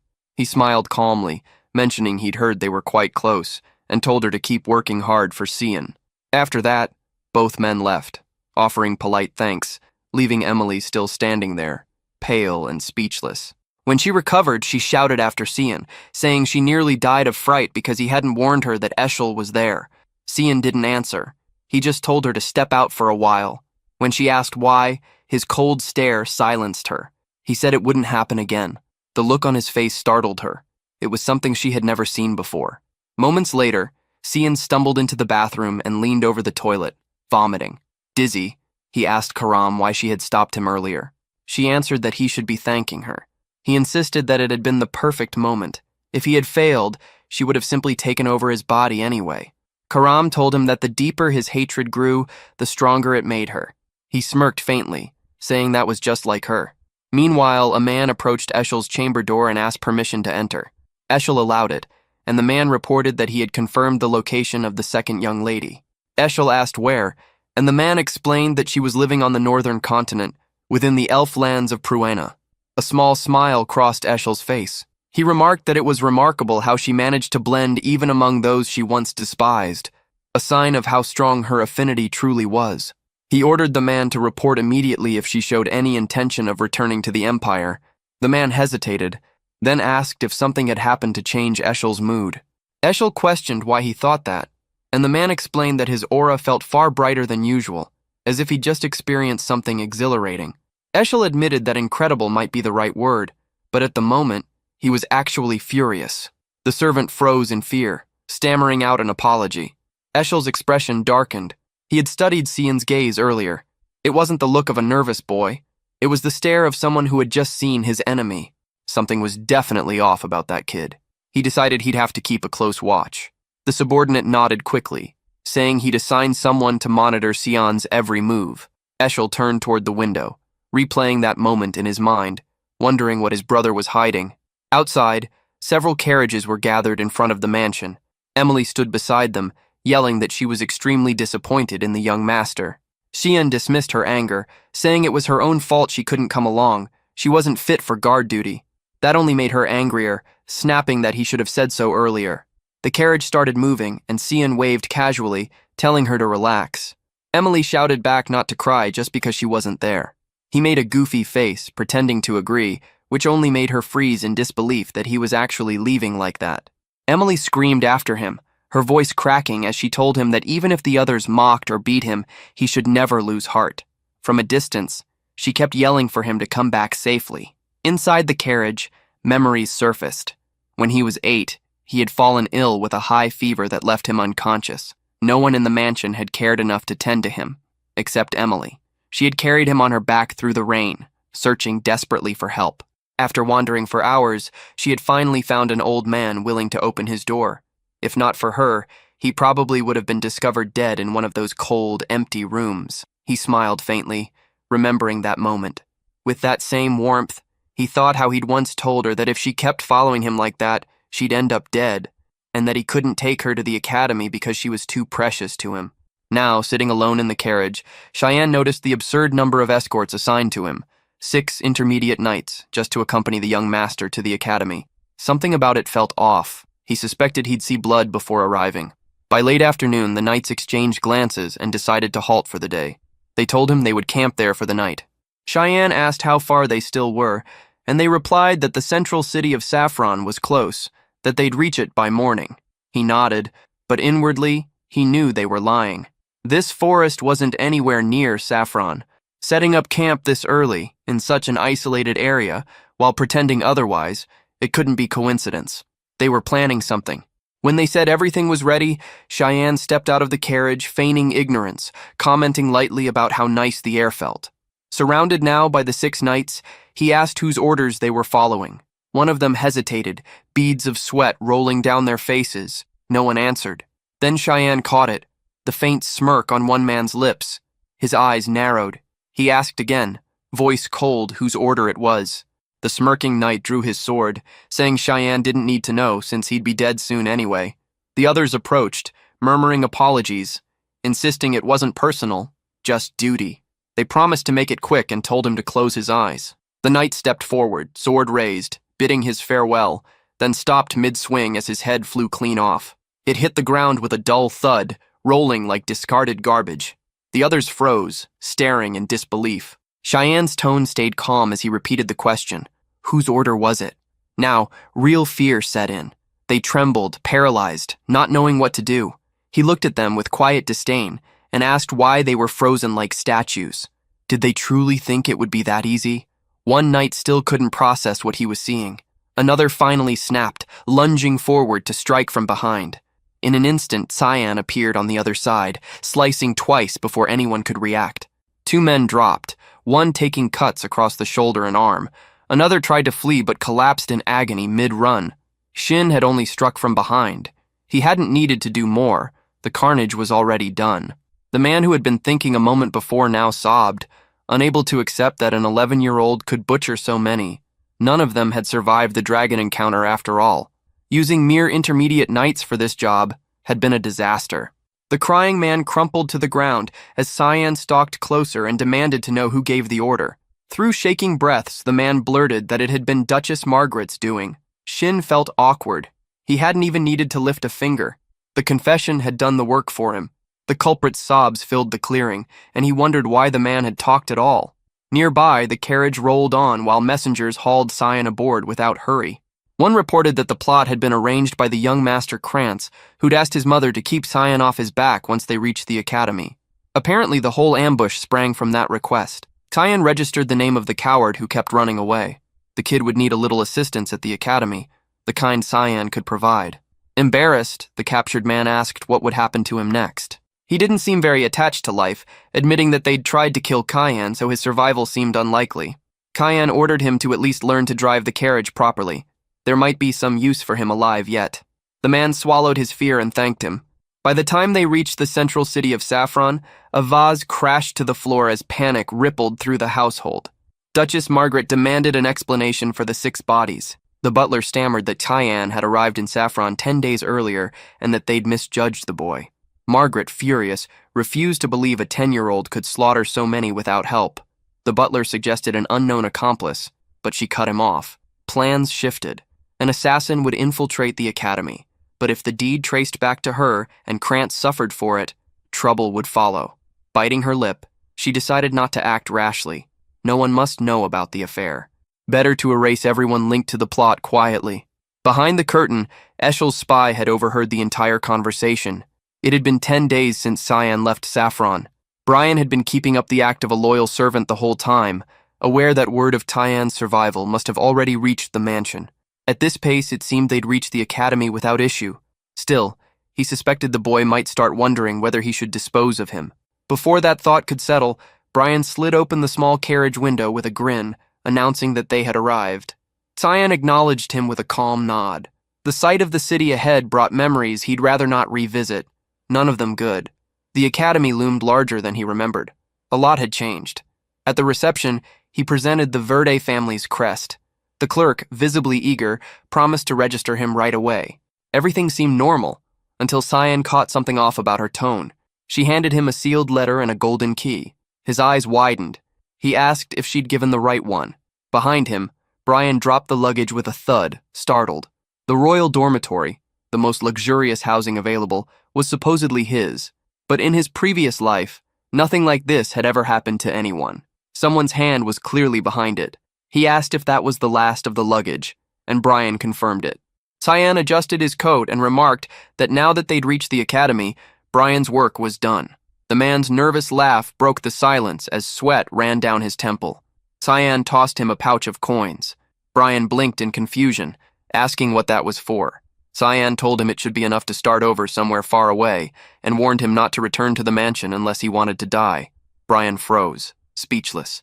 Then suddenly he dropped to one knee, declaring that he, Brian Kendrick, a once official knight, wished to serve young Master Cyan for the rest of his life. Cyan asked if he was truly a knight. Brian admitted he was, though not a skilled one, more of a helper. His late father had told him that a mediocre knight should never hesitate if he found someone worth following. Cyan dismissed it as nonsense. When Brian asked what he meant, Cyan questioned whether he wasn't afraid of betrayal later. The man replied that even if it happened, he wouldn't regret it. Cyan told him not to say things like that again. It was troublesome enough already. Moments later, they entered through the academy gates. The entrance ceremony was starting, and they'd go straight to the exam. Brian, sweating, nodded in silence. Inside, the dean and a young woman discussed the new batch of promising students. The room was packed with nervous faces. In the center, a girl stood out. Rin Saval Ru, radiating a visible aura. Her magical rank was 2 stars, physique grade B, and her light affinity measured at 52%. Nearby, another student drew attention. Setcha Harkin, a 3-star mage with an A-grade physique and an earth affinity of 71%. The old man scratched his beard, studying the report in front of him. The students this year were impressive, but this particular boy stood out even among them. His magical grade registered at 1 star, yet his physique ranked S. His element was darkness, an astounding 92%. Across the table, the academy instructor, Sirikan Negriti, commented that even Elise Vert, the so-called daughter of God, possessed only an 88% water element. The old man found that amusing. The one everyone believed to be born with untouchable talent had been surpassed by her own brother. The man speaking was none other than the Academy's chancellor, Kundal Quizzle. Still, Sirikan raised a concern. His element was darkness. The chancellor reminded her that such an affinity was rare and dangerous. Many who bore it never managed to control or awaken it, letting their gift rot away. Yet he added that Sheen had been granted a royal dormitory. Sirikan confirmed she'd already heard about it from other instructors, and the chancellor explained it had come directly from the emperor. Apparently, the boy had saved Princess Erin on the demon beast front lines. Rumor had it the emperor was even considering marriage between the two. The fifth princess, long excluded from succession, and the Verde family, famed for producing exceptional warriors. When asked what such an alliance might bring, Sirikan predicted it would stir unrest within the empire, perhaps even more bloodshed. The chancellor merely replied that for now, they could only watch and see whether the boy would rise as a hero or descend into catastrophe. Walking down the corridor, Shien mulled over the number, 92%. In his previous life, it had been only 80. Maybe it was the result of drinking all that demon beast blood. His thoughts broke when he noticed someone ahead, Krantz.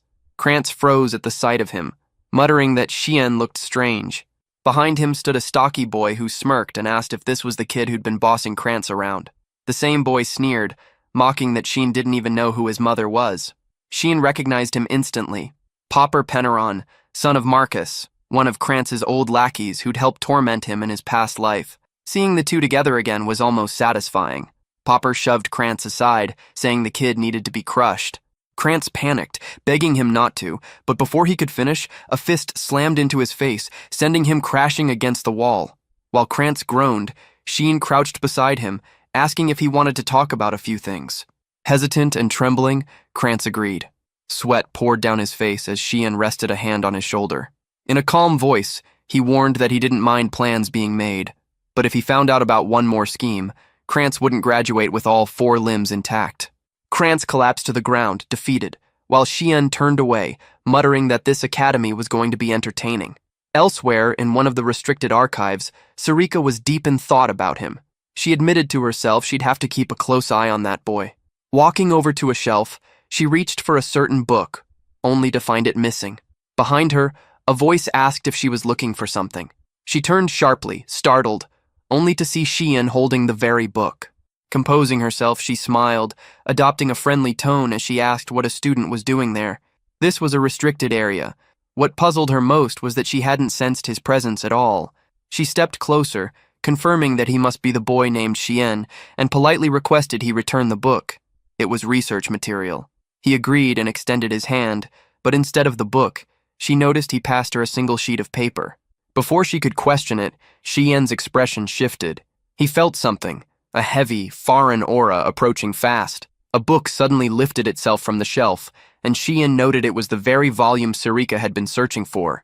Instructor Sarika, the hidden head of the Miss Assassins, stood there, and she wanted to know how he'd discovered her secret. In his past life, he had treated her as just another teacher. She had checked on his progress, held counseling sessions, and praised his growth potential while he shrugged it off as empty praise. But then she revealed interest in him, intrigued by his high darkness affinity, 84% back then. He'd said dark elements often lay dormant, but she argued humanity simply didn't understand darkness yet. She'd called his potential limitless, and that stirred something in him. He'd hoped she might guide him. He'd been fooled. The woman behind the glasses was no gentle instructor. She ran the Assassin's Network, hiding inside the academy where the continent's nobles gathered. Now she suggested they continue the talk in her lab. Shien froze. She seemed calmer than expected. The lab looked the same, until he nearly sipped coffee and realized she'd laced it with a toxin. That explained her composure. Something meant to melt organs, she admitted coolly. Shien scoffed inwardly. After surviving Emily's cooking, nothing could poison him. He asked for something stronger next time. She said it was time for serious talk. She wanted to know how he learned her true role, that he knew where secret commands hid in the unread books. Did he plan to confess that he was part of the mist before she exposed him? Xian refused to prove anything. She accused him of getting cocky because of his affinity, and he replied that nobles were dropping dead. Surely a purge would start soon. She smiled thinly and feigned ignorance, then activated her aura as if to intimidate. Xian clarified, he meant the murders. Sarika spat venom, warned he'd regret his tone, then lost it, kicking the table and throwing reagents at him. Karam flinched. Sarika was brutal.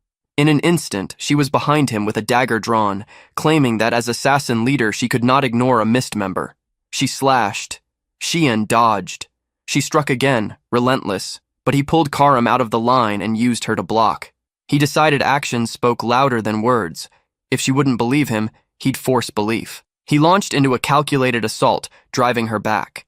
Sweat ran down her face as she realized the blade he used was no ordinary weapon, the demon blade only the chosen could wield.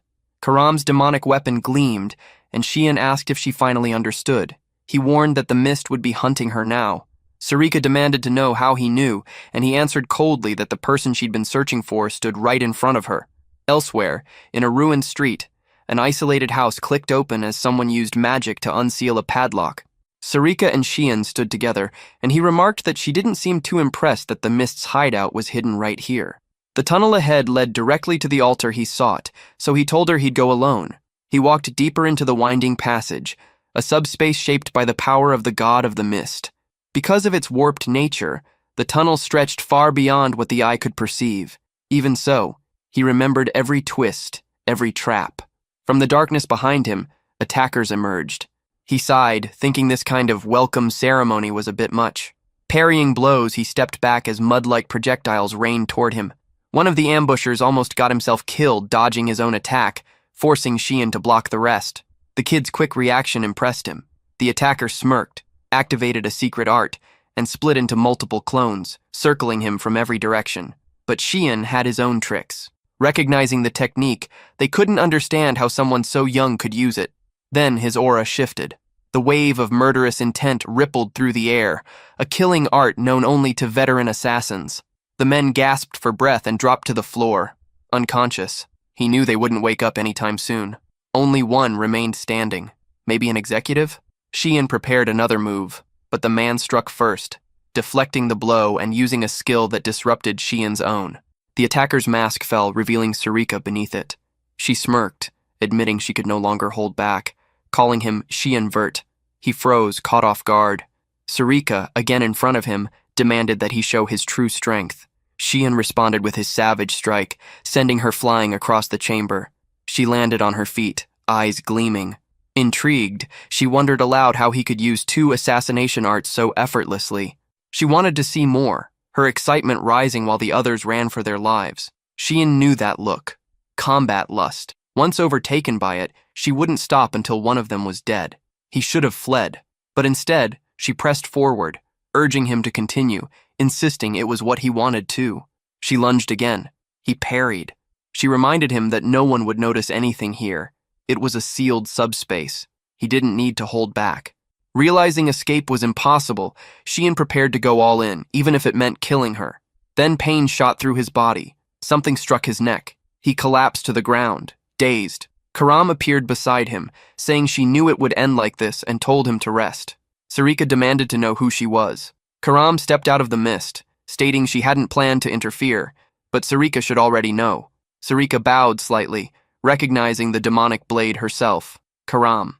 Karam's tone sharpened with anger as she asked how Sarika dared attack her master. Sarika replied that the whole ordeal had been a test, to confirm his identity. Karam snapped back that she could have just contacted God instead of staging this mess. If Sarika wanted to handle things this way, then Karam decided to treat it as a challenge. Sarika, however, reminded her to worry about the heir first. Karam froze the moment she looked down and saw the boy unconscious and bleeding on the ground. Sarika explained that Karam's materialization was unstable. She was draining every bit of Xian's life energy just by staying manifested. Karam grabbed him by the collar, furious that someone who had consumed so much blood could still be this weak. Sarika calmly added that, as the leader of the mist, she would never refuse a proper battle. If Karam wanted to challenge her, then she had no choice but to accept. Karam frowned, muttering that the woman was definitely not normal. Xian stirred slightly and asked why Karam had even manifested. She brushed him off, saying she'd crush the reckless girl quickly. Sarika's excitement only grew. She said it would be an honor to fight someone like Karam.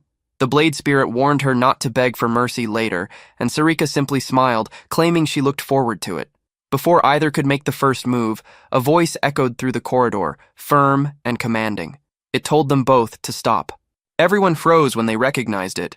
The voice of Lord Air. A portal opened in front of them, swirling with black mist, and the command came again. The heir must be sent to the altar immediately. Sarika obeyed without hesitation. Xian, regaining his focus, felt a surge of anticipation. At last, he would meet the one called the God of Darkness, Air himself. Many across the world called the God of the Mist a vile being, one who killed as casually as others ate, masking his atrocities as divine justice. Yet, in his mind, those deaths were acts of righteousness. By dying, the wicked were purified. To most, his reasoning was madness, the logic of a lunatic pretending to protect the powerless. Xian stepped through the portal and emerged before a massive staircase leading to a shadowed throne. From above, a voice asked if he knew who stood before him. Xian answered that it was obvious. Air, the god of the black mist. The being regarded him in silence, then asked if he was Xian Vert, and what right he had to call himself the Air. Xian countered with a question of his own, asking if the god couldn't already sense the mist's power within him. Air explained there were two paths to becoming an heir. Either the mist stone was granted directly by him, or the stone itself chose its successor. Since he had never met Xian, it must have been the latter. The stone had vanished from the altar a year ago.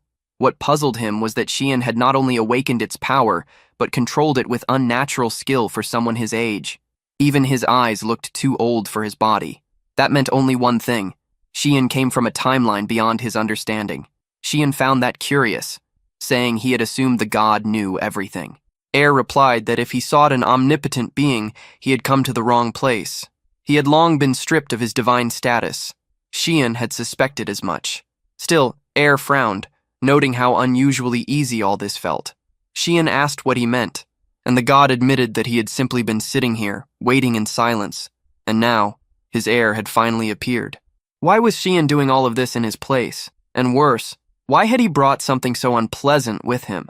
The god of the mist could hardly believe that this boy, unsatisfied with wielding the demonic blade, would dare covet the sacred spear's power as well. Xian only smiled, claiming he had no interest in such a thing. If the artifact was never used, then it was nothing more than trash collecting dust. The god rose from his throne, calling the boy's attitude peculiar, but said the proper rituals still needed to be done.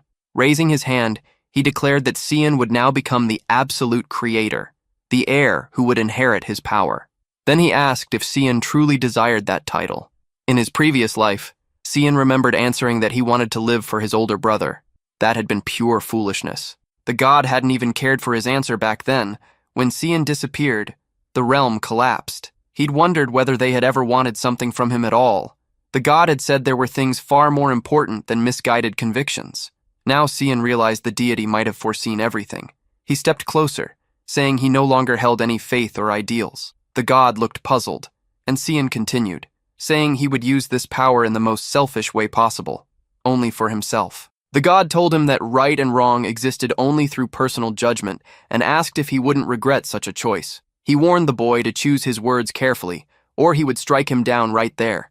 Xian simply replied that he didn't care about the consequences. He would obey no one's commands. Walking his own path was all that mattered. The god noted he seemed to have something planned and asked what it was, but Xian refused to answer. The deity dismissed it, saying the only task that mattered was to cleanse the names he would be given. Nothing else. Then, without warning, he appeared behind Karam, saying it was time for a little talk with his daughter. He tugged at her cheeks, teasing that she'd changed, that she had grown quite fond of her master. He tried to shower her with affection, laughing while Karam struggled to push him away. Furious, he continued trying to smother her with his so-called fatherly love while she called out desperately for Xian, who stood there pretending not to see a thing. The god leaned closer, ready to kiss her cheek, when suddenly a glowing pentagram flared between them. The air rippled with energy, magic circles spinning in rapid succession. Karam stumbled back, confused, asking what was happening as her form began to solidify. She looked at her hands, real hands, and felt her body pulsing with warmth. For the first time, she could feel weight, breath, and movement. Sion's eyes widened. He hadn't spent a single drop of mana. Karam demanded to know what he had done. He shrugged, saying he had merely shared a little of his power. She grabbed him by the collar, shaking him furiously, while Sion muttered to himself that father and daughter truly were two of a kind. The next morning in the dorms, Brian went to confront Sion about what had happened the night before. Sion brushed it off, saying it was nothing important and not to overthink it. Brian insisted that they couldn't just ignore the situation, his tone tense as the two locked eyes, sparks practically flying between them. Meanwhile, Karam was fuming, demanding to know why Sarika had shown up at the young master's room so early in the day. At this rate, she said, people would start spreading rumors about some forbidden relationship between instructor and student. Sarika, unfazed, claimed she only came to deliver a book to a particularly troublesome student. Karam snapped back that, as a leader, she should act more appropriately.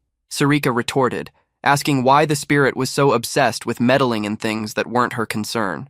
Sion stood there silently, caught in the middle, deciding it was best to walk away before he got dragged into their argument. As the two women continued their verbal war, Brian stood frozen, sweating and unsure what to do. Outside, the academy city was alive with noise and movement. Sion sat perched on a stone pillar, quietly observing the crowd below. For a moment, he felt at ease, until the sharp scent of blood reached his nose. Someone crashed to the ground nearby. Sarika was sprawled out, coughing blood, her body twisted from the impact. A few students nearby laughed, saying they should try that thing again. It looked painful, which only made it more entertaining to them. The blonde among them conjured a sphere of mana in his palm, his grin widening. Holding it out in front of her face, he taunted that he had brought something delicious for her. When a friend offers food, he said, "One must eat it." He forced her mouth open, cruelly pressing the glowing orb closer, until a voice cut through the air, sharp and commanding. Someone ordered him to stop. A student was about to strike another with the mana orb when a girl stepped in, condemning the act as disgraceful for a noble. The blonde turned, annoyed, demanding to know who dared interfere. He introduced himself proudly as Beret Rumil, son of Duke Rumil, then asked who she was supposed to be. The girl met his gaze and calmly introduced herself, Princess Erin Savalro of the Empire. Recognition flickered in his eyes.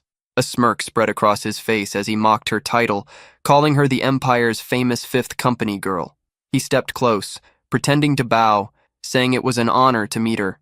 Erin ignored his sarcasm, demanding an explanation for the scene she'd just witnessed. He shrugged, saying it was nothing serious, and suggested she ask the boy herself. Turning to the trembling student, he ordered him to speak up. The boy flinched as Erin grabbed him by the collar, asking if he was hurt. He stammered that he was fine, completely fine, in fact. Erin frowned, unconvinced. His clothes were torn, his lip bleeding, and yet he insisted nothing was wrong. He averted his eyes, mumbling that they were only joking around and that she should leave. Beret laughed, mocking her, asking if she'd heard that. "See?" he said with a sneer. "Apparently, I should be the one feeling insulted here." Erin declared she was taking the boy with her, unwilling to leave him in that situation. But before she could move, the blonde student grabbed her wrist, his grip firm and arrogant. She demanded to know what he thought he was doing. He mocked her, reminding her that the boy himself had told her to go away. Erin warned him coldly that he was holding the arm of an imperial princess. The blonde only laughed, saying it didn't matter. She was just the useless fifth princess of the Empire. Sion, who had been nearby, caught every word. His expression darkened as the blonde's arrogance echoed through the courtyard. In that instant, the air shifted. The guy reached for his aster and transformed, mana flaring around him as his posture changed. Erin flushed slightly when she noticed Sion standing there. But his eyes weren't on her. They were fixed on the kid before him, curious and calculating. The name Reshmus crossed his mind, stirring memories buried deep in his past. Two figures clashed in the Empire of Garum, in the stronghold of Fort Klein. Sion remembered that battle clearly. He had fought against her, the most formidable swordswoman of her generation, Reshmus Klein. At first, he'd mistaken her for a man. The revelation had been an unexpected reversal. She wasn't just skilled, she was extraordinary. Originally from the UCF Empire, she had inexplicably joined Garum's dominion after graduating from the academy, even renouncing her nationality. Xian had blocked one of her furious strikes from the throne platform, his body reacting instinctively. She launched another attack, swift and clean, but he vanished and reappeared behind her. His counterstrike landed squarely against her spine, and she collapsed to the ground, motionless. What had looked like training had actually been an assassination ordered by the Empire. The mission was to eliminate her quietly, but she discovered the truth, and the confrontation became an official duel. For him, it hadn't been personal. He had simply admired her strength, someone who reached the pinnacle of swordsmanship without political favor or lineage. Killing her without a fight would have been a waste. Back in the present, Beret's companions shouted his name, while Reshmus, now back in her academy days, stood there dazed and bruised. Beret staggered to his feet, annoyed that others were interfering, ranting that busybodies needed to mind their own affairs.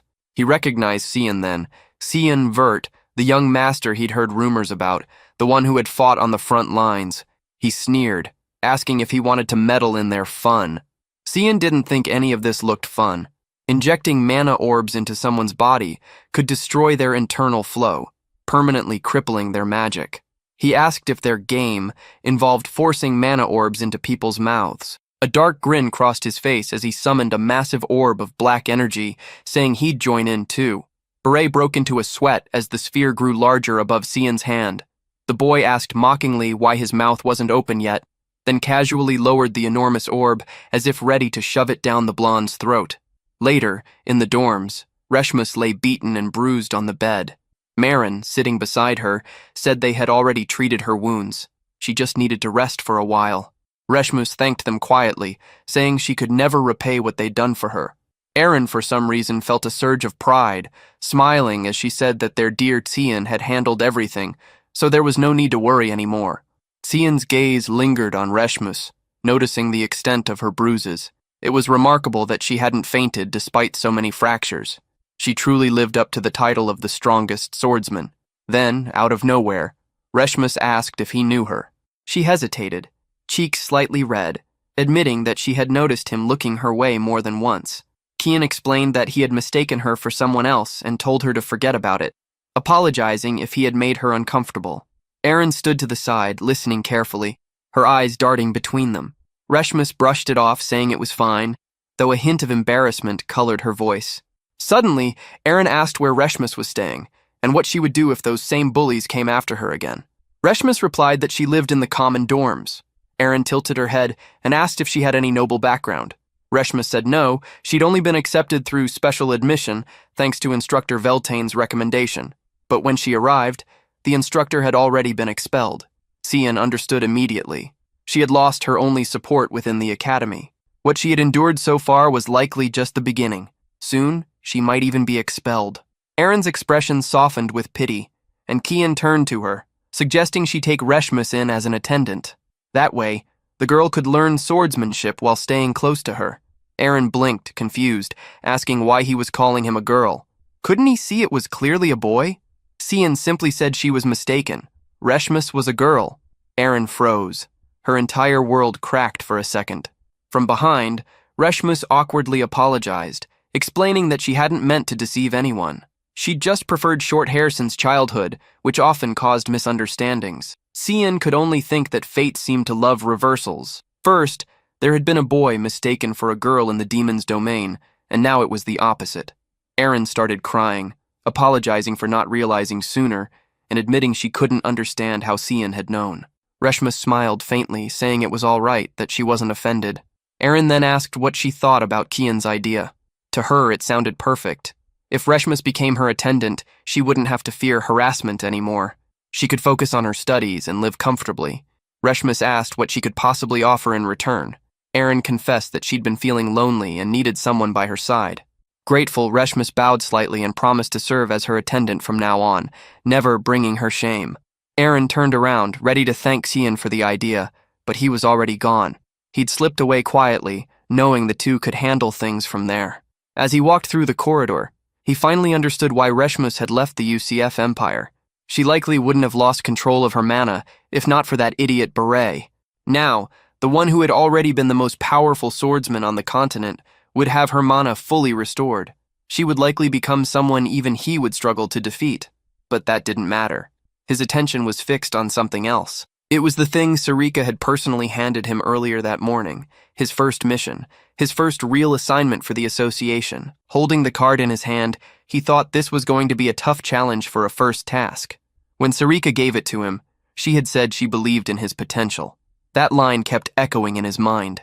Still, if the missions were starting off at this level of difficulty, he didn't even want to imagine what awaited him in the coming days. Suddenly, a loud boom shook the area, followed by an explosion close by. Cian froze, wondering if a monster had breached the academy grounds. But instead of a beast, a massive figure appeared. A muscular boy nearly 3 meters tall, staring straight at him. The giant asked if he was Cian Vert.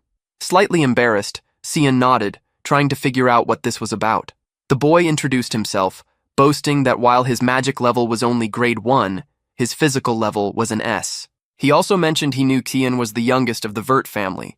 His name was Seth Harkin, and he was, unbelievably, only 11 years old.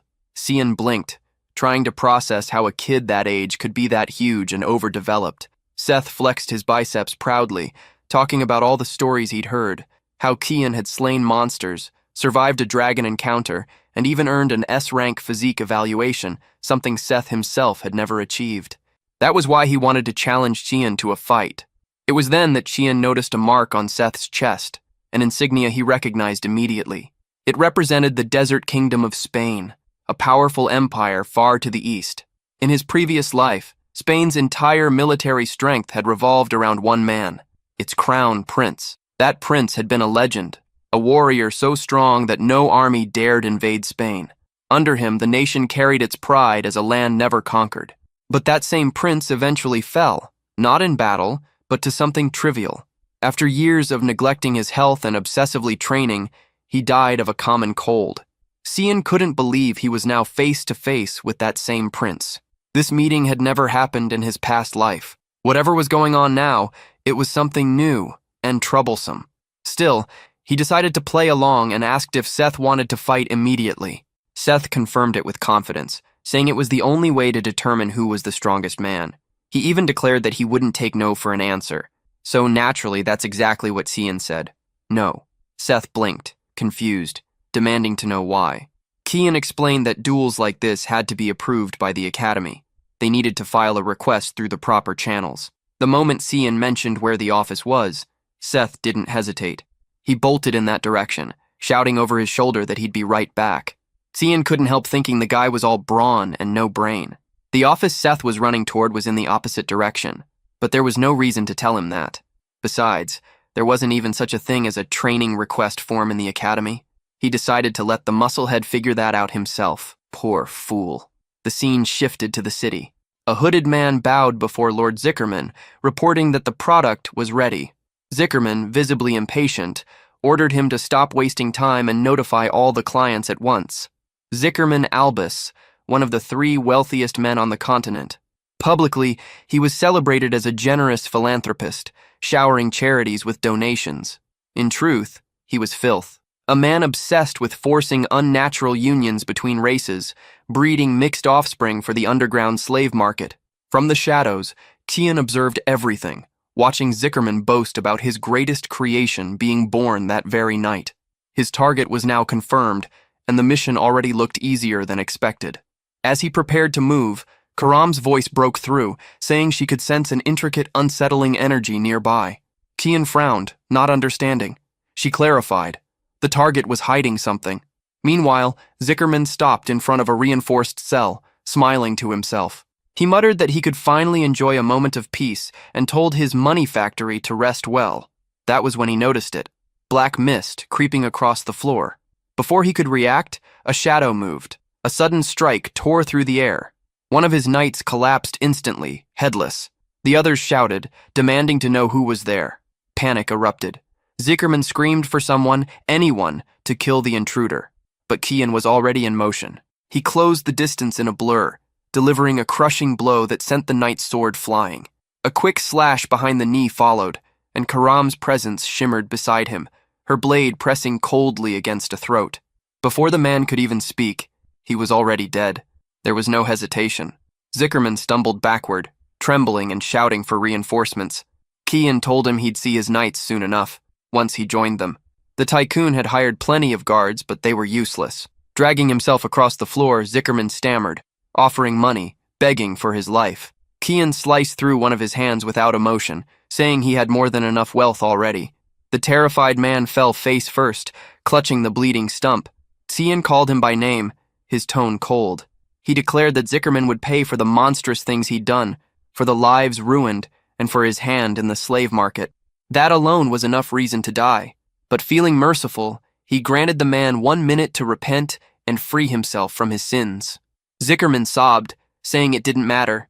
If he was going to die anyway, what was the point? He tried to justify his crimes, claiming they were just trying to make a living, that the true villains were the buyers. Cian didn't flinch. He said the minute was over, and the man hadn't even tried to repent. With that, he activated the 8 stanzas of the Black Mist. A surge of dark energy enveloped the room as Kian unleashed a relentless series of strikes across Zickerman's back.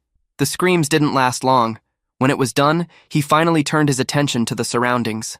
Approaching one of the inner chambers, he asked Karam if this was the place she had sensed. She confirmed it, saying she could feel 2 energies merged together. Kian sliced through the barrier and froze for a second, startled by what he saw inside. On the floor lay a girl clutching something tightly to her chest. A large egg. Her eyes were lifeless, her body already cold. Cian glanced at her and muttered that it was nothing special, just another corpse. But Karam urged him to look closer. In the girl's arms, resting against her still body, was a dragon egg. Later, back at the dorms, Yelkin's voice echoed in disbelief as he asked where Kian had gotten it. Kian brushed it off casually, saying he had just found it somewhere. Obviously, Yelkin didn't buy that.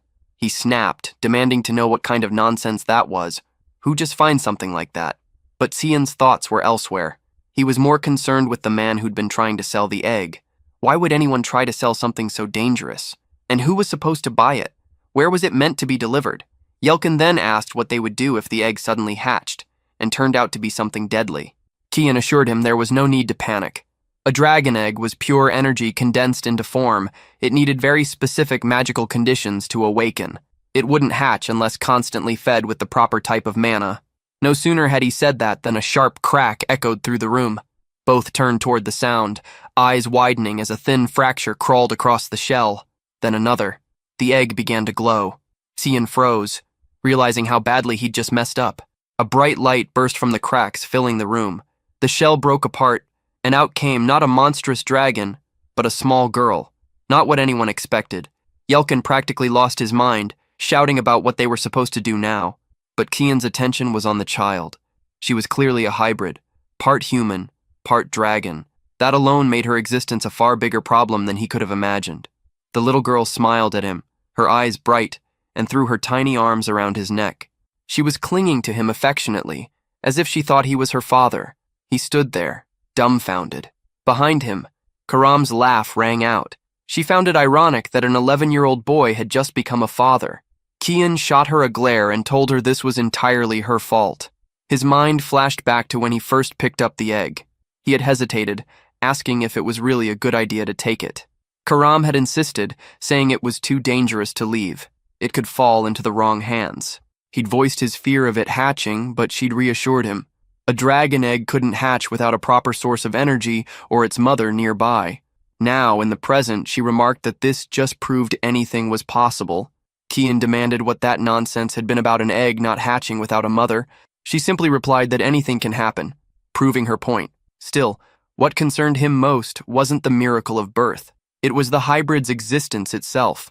Half human, half dragon, something that shouldn't exist, something that could bring massive trouble if discovered. He knew what this meant. It wasn't just a problem, it was a disaster waiting to happen. The world they lived in was brutal and unforgiving, and there was no place in it for a creature like her. If anyone at the academy learned about her existence, the odds of her being erased to remove a potential threat were almost certain. Dragons, known for their arrogance and obsession with pure blood, would never tolerate such a being. The moment they discovered the child, they would come to destroy her. That thought made him question why he was even taking such a dangerous risk. If she was fated to live a life full of suffering, maybe it was kinder to end it now. Seelan's faint smile suggested agreement, believing that ending it might indeed be the best choice for the child. His hand moved to her neck, steady and cold. Salen insisted that it was the right decision, that the girl's life would only bring misery. Cyan kept telling himself it was better this way, that ending her existence was an act of mercy. But as she stirred, her small eyes fluttered open. The moment his fingers brushed her skin, a weak voice called him Dada. Cyan froze, staring at her like a man ready to kill. Yet in that single moment of hesitation, she leaned closer, whispering that it was love. Realization hit him hard. He was completely trapped. The warmth of her tiny body disarmed him completely. Lifting her by her fragile arms, he sighed, realizing he'd have to find another way out of this mess. He told Karam they would take responsibility for her, though Karam's expression made it clear he wasn't happy about it. The story then returned to the Verdi household castle, where Krantz's mother sat deep in thought. She couldn't allow that damned Cian to roam free and endanger her son. Eshel entered, calling out to her. If something troubled her, he said. She only needed to tell him. She brushed him off, pretending everything was fine, and left. Once the door closed, Eshel turned to Kalen, ordering him to report. Kellen revealed that several knights had been found dead in the forest, and the lone survivor had gone to the capital with Cian. He believed Duchess Margarethe had ordered the attack. Worse, contact had been lost with the spy inside the academy who'd been providing updates on Cian. Eshel muttered that the man clearly hadn't learned from his brother's mistakes. Kellen began trembling, realizing Eshel's patience was thin. He knew exactly what happened to those who disappointed him. In panic, he shouted that he would handle it personally and swore never to fail again. Eshel placed a hand on his shoulder, remarking how devoted Kalen was to his work, before walking away, convinced that his brother was hiding something. Meanwhile, back at the academy, Sirika burst into the room. The boy was there with Karam, bottle-feeding the dragon. She demanded to know what was going on and why there was a baby in the dormitory. He tried to explain that it was a long story, but she cut him off, saying explanations could wait. There were more urgent problems. Apparently he had been keeping himself busy, and not in a good way. She showed him an official notice. A duel between him and Seth had been approved. Her eyes narrowed as she asked why he couldn't just stay under the radar instead of inviting more attention. Was he deliberately trying to put himself in the spotlight? Cyan couldn't believe the guy had actually gone as far as to submit an official request for the duel. Karam didn't see the issue, claiming it was nothing more than two 11-year-old kids fooling around. But Cyan knew better. Seth wasn't just any ordinary child. When he asked about the timing, he was told it would happen in just 2 hours, far too soon for his liking. When the moment arrived, Stiff welcomed him eagerly, clearly looking forward to the fight. Cyan, on the other hand, showed no excitement. Seth complained that he wanted a freestyle battle, but the academy restricted them to fencing and magic. He then asked whether Cyan intended to use any spells. The answer was no. Seth smirked, satisfied, claiming that Cyan never failed to amuse him. He lunged forward with a wild slash, eager to test what Cyan could do with a blade. Cyan, however, remained composed. His thoughts stayed sharp, analyzing how quick Seth was for his build. Physical strength alone, though, was predictable, easy to read and avoid. With a smooth motion, Cyan redirected Seth's strike toward the ground. He advanced, certain that a foe like this could only be defeated with precision and restraint. The prince refused to back down, declaring he wouldn't let him gain an inch. Their swords collided, the sound echoing through the arena as Seth felt pressure shoot up his arm. Cyan had used considerable strength in that counter, enough to make the difference clear. How could someone block such a heavy weapon with just a thin rapier? Before he could react, Seth appeared behind him, aiming straight for the back of his neck. But out of nowhere, Cyan slid his sword back into its sheath and caught Seth's legs mid-air. The boy froze, baffled. Did this bastard have eyes in the back of his head? He twisted mid-fall, planting a hand against the ground to avoid crashing, and spun with enough force to nearly land a kick. The crowd gasped as Seth regained his footing, impressed that Cyan had turned the tables so quickly.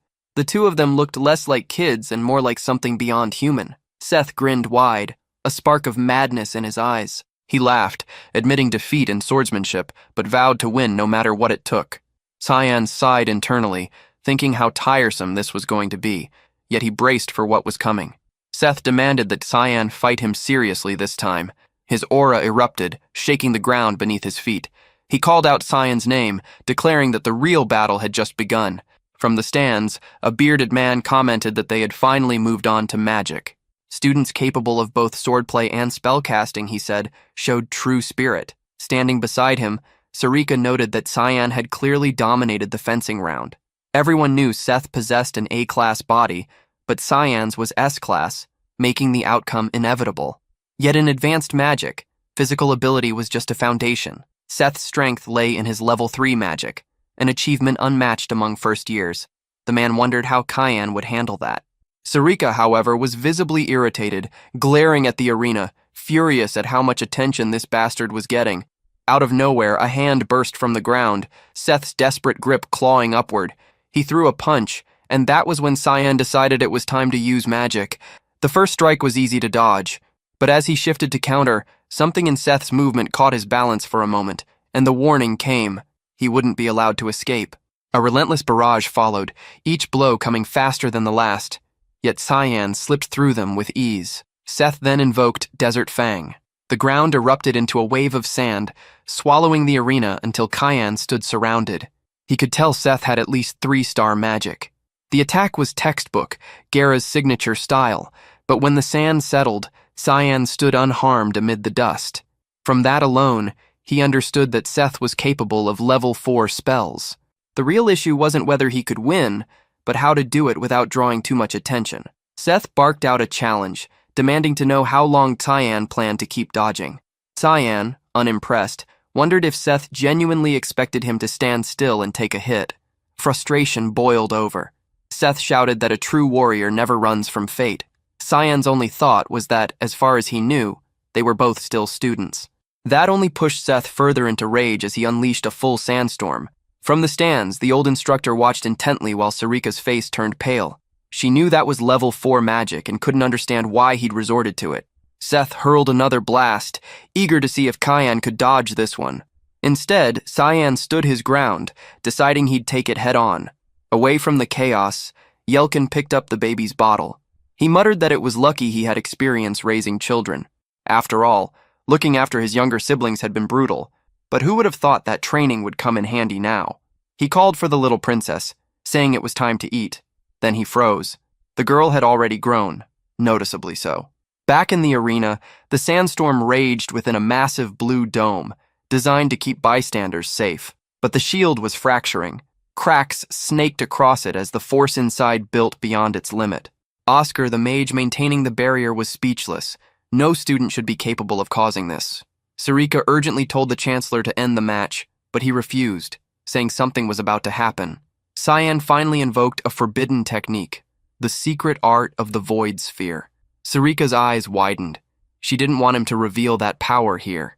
The storm began to fold in on itself, the howling winds devoured by a growing sphere of darkness. The professor laughed quietly, impressed by the sheer control the boy displayed. Sarika, on the other hand, was ready to strangle him for allowing this spectacle to continue. Seth's attack vanished into the void, every grain of sand pulled in until nothing remained. The orb swelled larger and darker, humming with pressure. Then Cyan clenched his fist, and it all stopped. Seth froze, completely lost.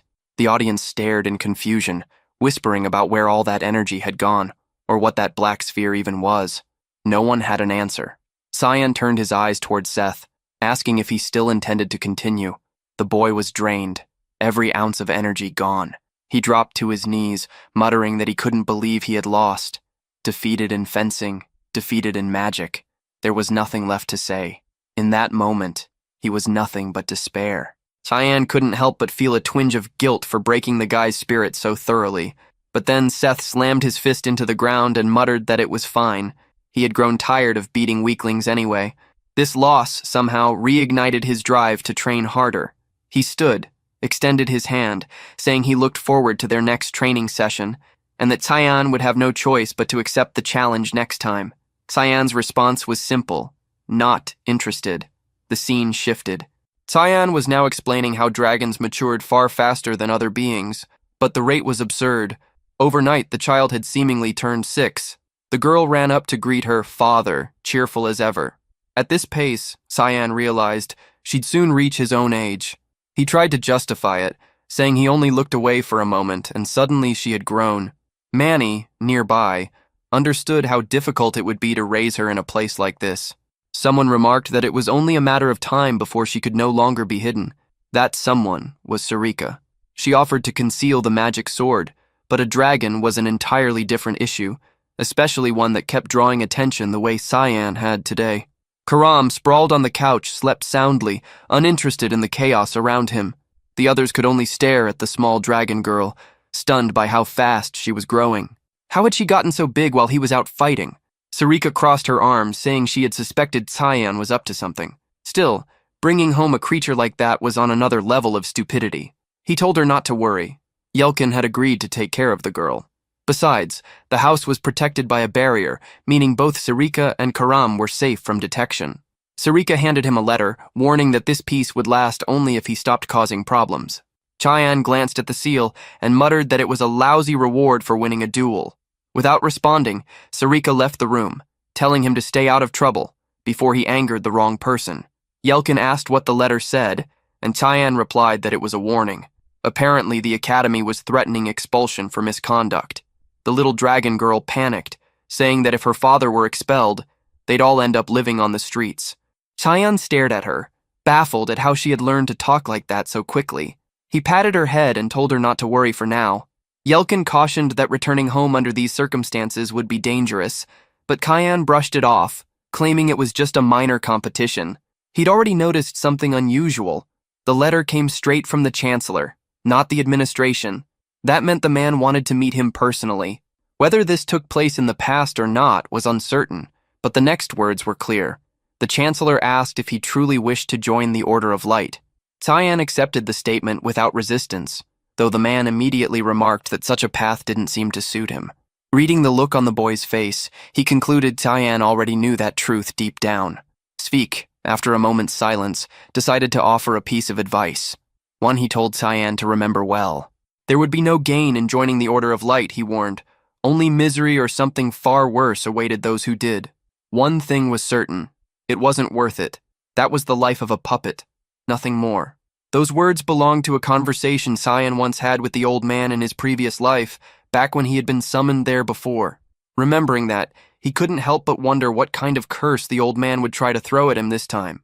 Yelkin broke the silence, commenting that the child deserved a proper name. They couldn't just keep calling her Little One. Cyan casually replied with a simple name, Nana. Yelkin was about to suggest something more thoughtful, but the girl interrupted, saying she liked it. She found it amusing that the name read the same backward and forward. On top of that, she announced that she was now Nana Verde. She spun around Cyan playfully, leaving him puzzled as to how she even knew his surname. The scene shifted to the chancellor's office, where the old man sat deep in thought, his expression heavy with irritation over Cyan Verde. He already knew the boy's potential was extraordinary, but what he had witnessed went beyond anything expected. A student who absorbed a rank 4 magic attack alone. That kind of power demanded fear. What unsettled him even more was that Cyan hadn't seemed to be trying. The chancellor wondered what this boy's true limits were. Cyan knew Campbell's reputation well. He had been the teacher of Emperor Dion and Princess Diana, one of the few remaining 9-star mages on the continent. After Diana's death, Campbell devoted himself to cultivating new talents within the Royal Academy. But what baffled Cyan was how someone like him, a man he remembered as a pacifist, ended up tangled in the Empire's political chaos in his previous life. He stopped, thinking it through, and came to the same conclusion as before. Campbell was still as manipulative as ever. Knocking lightly against the wall, Cyan felt the faint vibration of a barrier. Not just any barrier, but one crafted at the 9-star level. The old man had set it up intentionally, expecting Cyan's arrival. Clearly, he wanted to test him, and Cyan was more than willing to meet that challenge. Campbell, watching from his desk, smiled faintly, intrigued to see how the boy would react. Cyan muttered under his breath, accepting the situation, then suddenly leapt through the window. Glass shattered as he landed firmly in front of the chancellor, introducing himself as Cyan Verde, a first-year student. The old man chuckled, realizing the boy had chosen the most direct, predictable route, but he had to admit, it worked. He then asked if Cyan had received the formal warning about the duel. Cyan confirmed he had, but explained that the presence of the barrier had already made things clear. That so-called warning was nothing but a pretext to test him. Campbell nodded, admitting that was true. His method was standard, yet undeniably effective. Still, he wasn't going to withdraw the warning unless Cyan proved himself worthy. Cyan straightened his posture and asked calmly if he could pose a question. Cheyenne asked the man whether he valued the empire's prosperity more than his own family's honor. The old man stared at him in silence before responding that it was a daring question, but neither matter was any of Cheyenne's business. Cheyenne pressed further, asking what would happen if Emperor Dion and the third princess both showed ambition for the throne. Would the man remain neutral, doing nothing while they fought?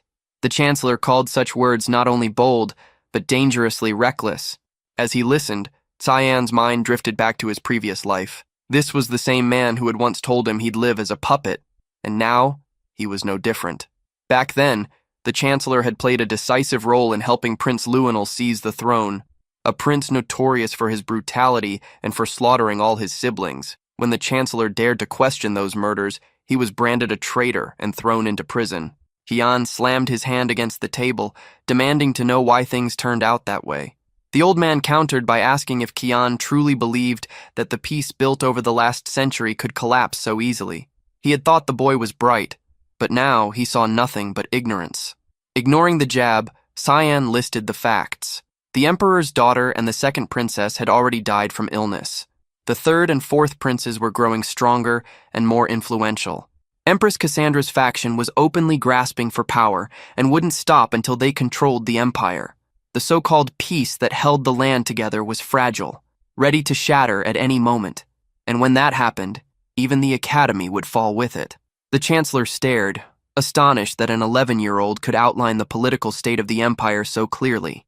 He asked what Cheyenne's purpose was in saying all this. Cheyenne explained that he wanted to propose a deal, one that would bring peace to the chancellor's family and stability to the academy. All he wanted in return was for the warning against him to be revoked. The old man laughed, making Cheyenne feel mocked, but Cheyenne responded by summoning a magic circle. The chancellor raised a finger toward the ground, saying he'd crush Cheyenne's arrogance along with him. Chains of judgment erupted from the floor, wrapping around Cheyenne and dragging him upward. Cheyenne immediately realized it was another test. The chancellor remarked that while the boy was powerful, escaping that level of magic was nearly impossible. He accused him of overestimating himself, but Cheyenne simply asked for permission to demonstrate what he could truly do. That statement caught the old man off guard. A strange hum filled the room as Cheyenne invoked a modified form of the void sphere. The chains began to dissolve, swallowed piece by piece into a growing sphere of darkness. The chancellor's eyes widened in disbelief. A first-level technique was devouring his magic. The energy kept being absorbed until the entire attack dissipated, vanishing along with the chains. Cheyenne turned back toward him and asked if that was proof enough. The chancellor, finally convinced, agreed to lift the warning, though he added that he doubted that was all Cheyenne wanted. Cheyenne replied that it was. His only concern was ensuring that no more trouble would fall on the academy. The old man asked if he was certain, and Cheyenne confirmed it without hesitation. The truth was that Cheyenne had no desire to watch the academy fall apart a second time. Elsewhere, under the fading light of sunset, the city buzzed with calm. Yelkin walked through the streets, proudly carrying a bag full of sweets, typical when there was a child at home. The thought of Mana devouring them made him smile, but suddenly, a cold shiver ran down his spine. The street had gone unnaturally silent. He tried to brush it off as imagination and continued walking, scanning his surroundings. Something moved in the shadows. He felt the presence before he saw it and demanded that it show itself. From the darkness, a figure emerged. Startled, Yelkin dropped the sweets. Mana expected him to react, but he simply vanished. Back at the academy, Cheyenne was keeping the promise he made to the chancellor, to attend every class after their meeting. Yet, at that moment, he was exhausted and restless. Sitting through lessons about topics he'd mastered more than 30 years ago was nothing short of torture. With no missions assigned to him, he considered sneaking away for some training instead. Before he could leave, a voice stopped him. Erin appeared behind him, questioning where he thought he was going.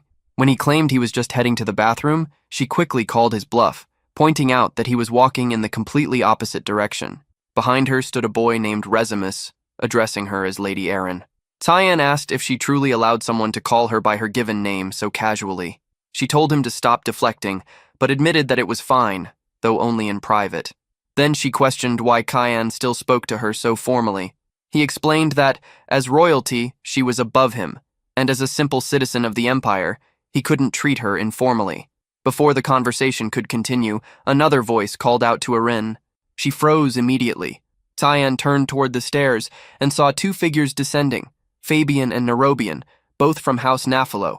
They greeted her coldly, asking why she was mingling with commoners and whether those people were her servants. Cyan recognized them, nobles who took every chance to belittle the princess. Then they turned their attention to him, asking if he was the boy named San Vert. Cyan replied with measured composure, saying it was an honor to meet them and introducing himself as Cyan of House Verdi. The brothers waved off the introduction, saying they already knew who he was. They had seen his duel and found it remarkable. They mentioned that he would surely receive an invitation to the next social gathering, adding that they should talk more and not remain strangers. Cyan noticed how they completely ignored Erin, as if she weren't even there. One of them clapped him on the shoulder, saying that opportunities like this didn't come often. Erin stood motionless, her expression tight, until Nerobian placed a hand on her shoulder and remarked that someone like her shouldn't get any wild ideas, that a princess should remember her place. After they left, Resimus asked quietly if those men were truly princes. Erin confirmed it, adding that, as the saying went, blood was thicker than water. But Cyan shook his head, saying he didn't think that phrase applied to what had just happened. To those men, she was worth less than a stranger. Blood or water, it didn't matter. When power entered the equation, family ties meant nothing. That was the truth she needed to accept. Their coldness toward her wasn't without reason. It came from fear, or at least unease. Cyan told her not to let it shake her, though the girl's face was already burning red. He walked off, leaving her standing there, flustered from his words. Back at home, Nana was turning the bed into chaos, sheets tangled everywhere. Cyan found it strange that neither Karam nor Yelkin was around. A moment later, Karam appeared, pointing out that the little girl was supposed to be sleeping. Then, with an unimpressed tone, she asked what he wanted from her. Cyan told her to find Yelkin. Karam frowned, asking if he took her for some kind of dog to go sniffing people out. Yet mid-grumble, she froze and raised her head slightly. She caught a scent. Blood. In a nearby alley, Yelkin was already on the ground. His attackers laughed while a blond man stepped forward, mocking him for not responding when called. Things had gotten messy now. They joked that he only had one job and still managed to screw it up. The blond one grinned, announcing that it was time to slice Yelkin up and send his remains as a gift to their master. Payment for crossing Barrett Rumel. From the ground, Yelkin muttered a quiet, "All right." The man blinked, unsure what he meant. Even bloodied and bruised, Yelkin told them to just finish it already. Barrett smirked, saying the idiot must have lost his mind, and ordered the men to end it. Then a voice echoed from above the alley, asking what they thought they were doing. Barrett froze. If it was who he thought it was, then they were already dead men walking. From the rooftop dropped Cyan and Shen, with Karam in tow. They had followed the trail here, and from the looks of it, Rumel's men were behind the attack. Yelkin looked up from the ground and saw Cyan. The boy's eyes darkened as he took in the scene. His friend was beaten to a pulp. Cyan muttered that they'd really done a number on his poor boy. Barrett, however, grinned. This was perfect. Cyan had walked right into his trap. Shen didn't look impressed. He muttered that he was curious to see what Barrett planned to do next. Then he moved. The eighth stance of the violent barrage exploded into motion. A strike to one man's neck, a flick to another's forehead, the alley erupted into chaos. Bodies flew in every direction, crashing against the walls. Barrett's confidence crumbled as he watched his hired thugs fall like leaves. None of them could even touch the kid. What kind of monster was this? He spat curses, swearing to kill Cyan Vert with his own hands. But before he could cast anything, Shen's knee drove into his gut, sending him crashing hard into the wall. The blond man slumped to the ground, gasping for air. Shen looked down at him, saying he hadn't changed at all, still picking on the weak for fun. Barrett wiped the blood from his mouth and sneered that what he did with his free time was none of Shen's concern. Barrett sneered through gritted teeth, asking if Cyan planned to kill him. Cyan's expression didn't change, but his mind drifted to the past. He remembered this man, Barrett Rumel, the eldest son of House Rumel, who in his previous life became one of the most feared figures in the kingdom of Garan. A man notorious for his cruelty, who beat his servants to death and burned small animals just for amusement. His madness had no limit. One day, he went too far, killing a classmate under the excuse of practicing magic. That act exposed him, and the Purge Squad assigned Cyan the task of eliminating him. What Cyan found that day was burned into his memory. In the mansion's basement lay piles of corpses, servants discarded like trash. Cyan had made sure Barrett's death was painful, torturing him until his screams turned to laughter. Even then, the man smiled, begging Cyan to finish it, claiming he was already bored of his own games. Now, standing before him again, Cyan understood that killing Barrett back then hadn't been punishment at all. A monster like him had already fulfilled every twisted desire he ever had. Death was too small a price for the destruction he caused. Cyan seized Barrett by the jaw, forcing his mouth open as he summoned a glowing orb of mana. Barrett demanded to know what he was doing, shouting that Shen would never get away with this. He was, after all, the heir of Garen's future. Cyan's response was cold and quiet. His hand shifted from Barrett's mouth to his throat, tightening. He said the man talked far too much. His biggest mistake wasn't the insults. Those meant nothing. His real crime was daring to harm one of Cyan's servants. Barrett's body twisted in agony, a sickly purple aura spreading across his skin. From above, someone watched intently, a spy from Axel's network. The man whispered to himself that he needed to report this immediately. This could interfere with his master's plans. But before he could move, a blade pressed against his neck. Sarika stood behind him, smirking, saying she had just found the rat tailing her boy. On the ground, Yelkin stirred. Cyan approached, and the battered man immediately apologized, saying he had brought shame to his lord. Looking down at him, Cyan felt a brief pang of pity. His servant was barely standing, beaten and broken. He asked Yelkin why he'd thrown himself into a fight he couldn't possibly win. Did he think dying in vain was what loyalty meant? Cyan understood Yelkin's intent, but he made it clear. This wasn't why he had chosen him. Loyalty didn't mean recklessness. He hadn't saved Yelkin to watch him throw his life away. He ordered him never to do something so foolish again. Yelkin, trembling and ashamed, could only apologize once more. Then Cyan lifted his head and called out to the unseen figures nearby, telling their leader to reveal themselves. Moments later, a group of Purge Squad members stepped out of the shadows, asking if they had really been that obvious. Cyan replied that it was hard not to notice when so many people moved together. Sarika soon joined them, announcing that she had brought a special gift. She tossed a man to the ground. Kellen, the one who had been following Cyan for days. Cyan recognized him instantly. Sarika raised an eyebrow, surprised that Cyan already knew. He replied that he'd had a strong suspicion all along. She remarked that, as always, Cyan proved himself exceptionally capable. Not only was he far stronger than any other assassin from the Mist, but he had also managed to negotiate directly with the Chancellor. Beyond that, his mental strength allowed him to wield the magic sword without losing himself. He truly deserved the title of successor, if only he didn't keep stirring up trouble. Cyan replied that he understood her words, though he made one thing clear. He would never let himself be a victim. Anyone who dared to harm those close to him would be crushed without hesitation. Sarika took that as his way of saying he wanted her help to protect the people around him, and she said she understood.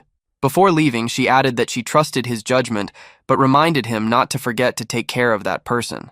Once she was gone, Kellen nervously asked what Cyan intended to do with him, and whether he planned to kill him. Cyan answered that death was far too easy of a punishment. Desperation flashed across Kellen's face. He shouted that if Cyan thought he could make him talk, he was mistaken. But Cyan calmly said there was no need. He already knew Kellen served as Ishel's right hand. The man froze, completely thrown off. How could this boy possibly know that?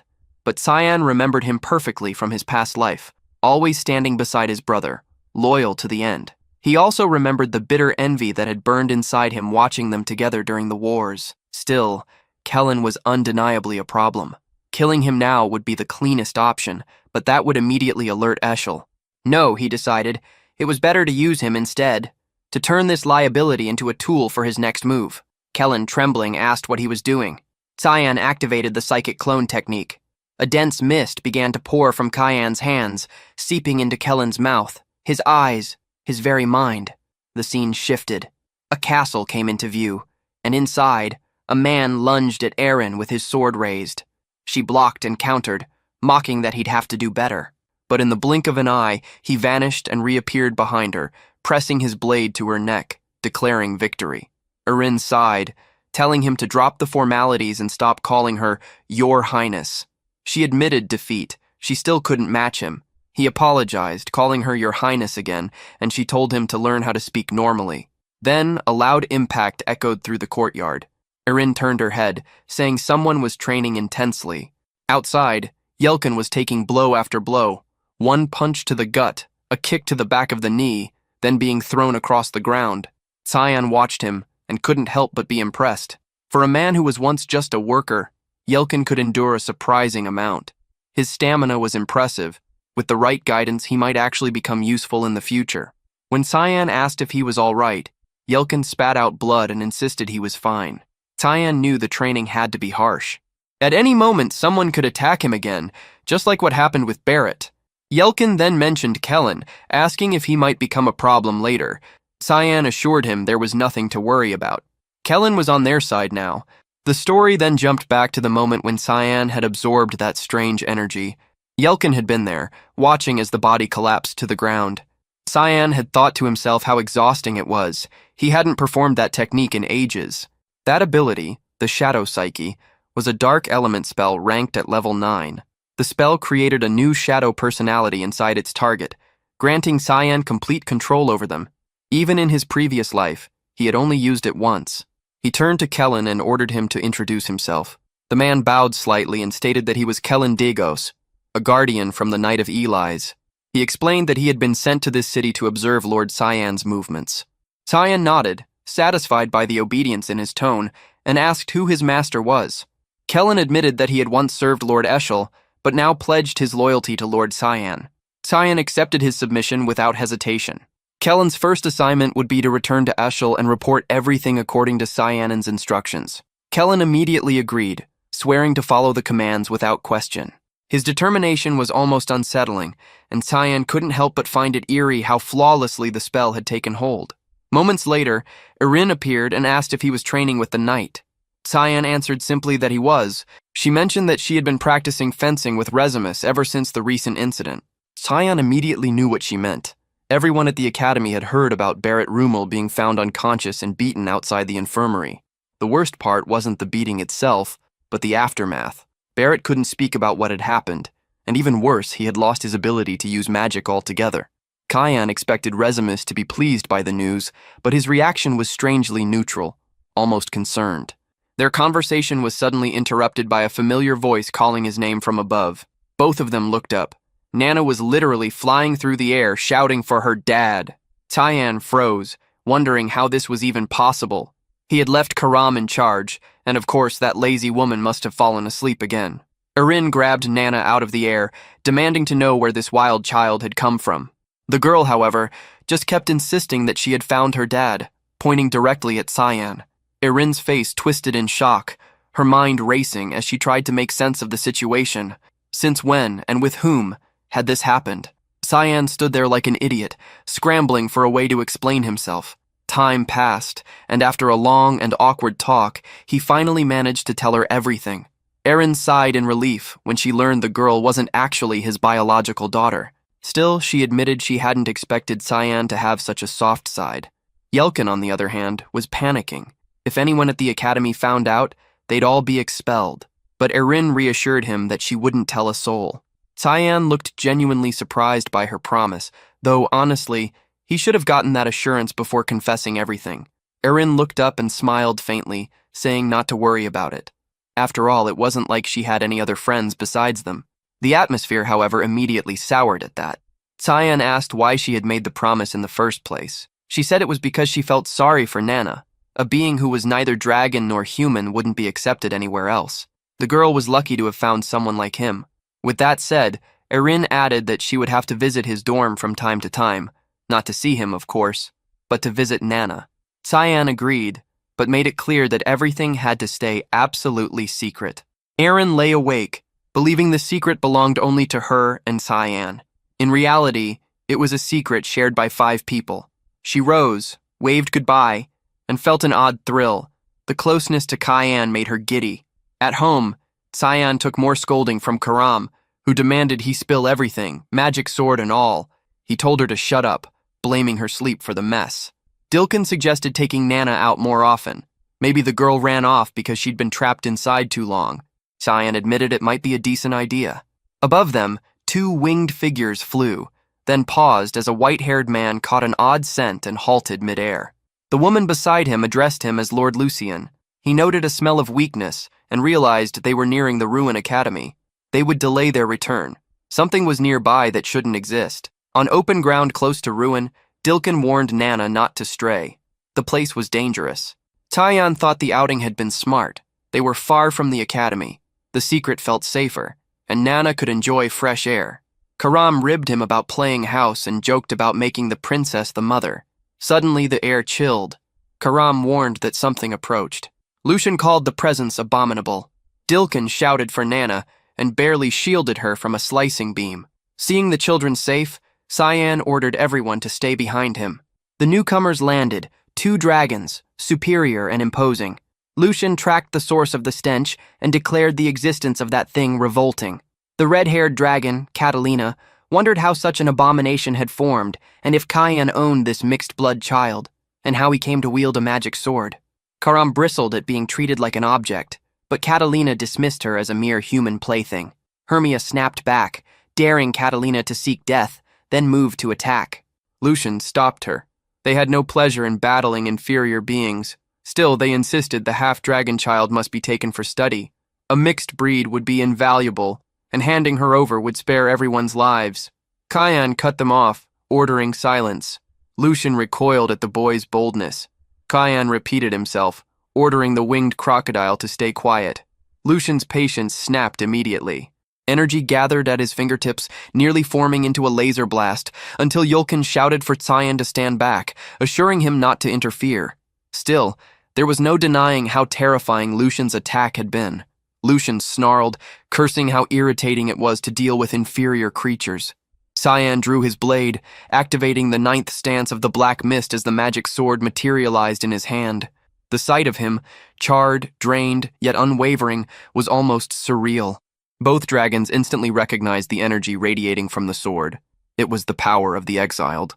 Lucian muttered that the day had been full of surprises, though in the end the boy was still just another inferior being. He didn't even finish his sentence before Cyan was already at his side, appearing out of nowhere. Lucian barely registered the blur before a storm of strikes tore through him, forcing him back. Shocked and furious, he shouted that the human was reckless and charged forward, swinging his sword in a horizontal slash. A shockwave burst from his palm, forming a massive magic circle above Cyan's head. Cyan didn't flinch. He took the impact head-on, then vanished in a swirl of dark smoke, reappearing right behind Lucian. A second wave of slashes erupted, forcing Catalina to intervene. Her flame barrier ignited, shielding her ally. Lucian barked for her not to interfere, insisting this was his fight, but Catalina calmly replied that there was nothing to fear. There was no way a human, who lived barely a century, could shatter a flame refined for over 1,000 years. That confidence vanished when Cyan invoked the 8 petals. His sword blurred, 8 rapid cuts colliding against the barrier. In seconds, it shattered like glass. Catalina barely had time to register what happened before Cyan's blade tore clean through her body. Her form disintegrated into ash. Cyan stood still, breathing heavily, the fury in his eyes burning brighter than her flames ever had. Lucian froze, unable to comprehend what had just happened. This thing, possessed power beyond reason. He demanded to know what Cyan truly was. No wielder of mere mist magic should have reached this level. When Cyan refused to answer, Lucian clenched his fists, declaring that he would treat him as a true opponent. A magic circle expanded beneath him as the air trembled. Cyan watched carefully. The man was activating polymorph. Wings burst from Lucian's back as scales rippled over his skin. The human shape dissolved into that of a colossal dragon. Razor eyes, vast wings, and scales that glowed like molten stone. He let out a deafening roar that shook the earth, but Cyan moved first. Leaping into the air, he muttered that this was the moment when Lucian was most exposed. He landed above the dragon's wings, the wind tearing around him. Lucian's pupils narrowed, realizing too late that the boy knew the precise weaknesses of the polymorph transformation. Cyan's blade drove straight into the dragon's forehead. Lucian's roar turned to panic.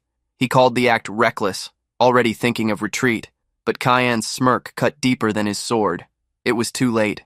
Cyan unleashed the technique Giant Tree Root, driving it straight into Lucian's skull. A surge of black energy tore through the dragon's massive body, spreading like wildfire under his scales. Lucian's roar echoed across the sky before his body convulsed violently and crashed into silence. Sometime later, Yulkin called out for Cayenne, his voice echoing across the battlefield.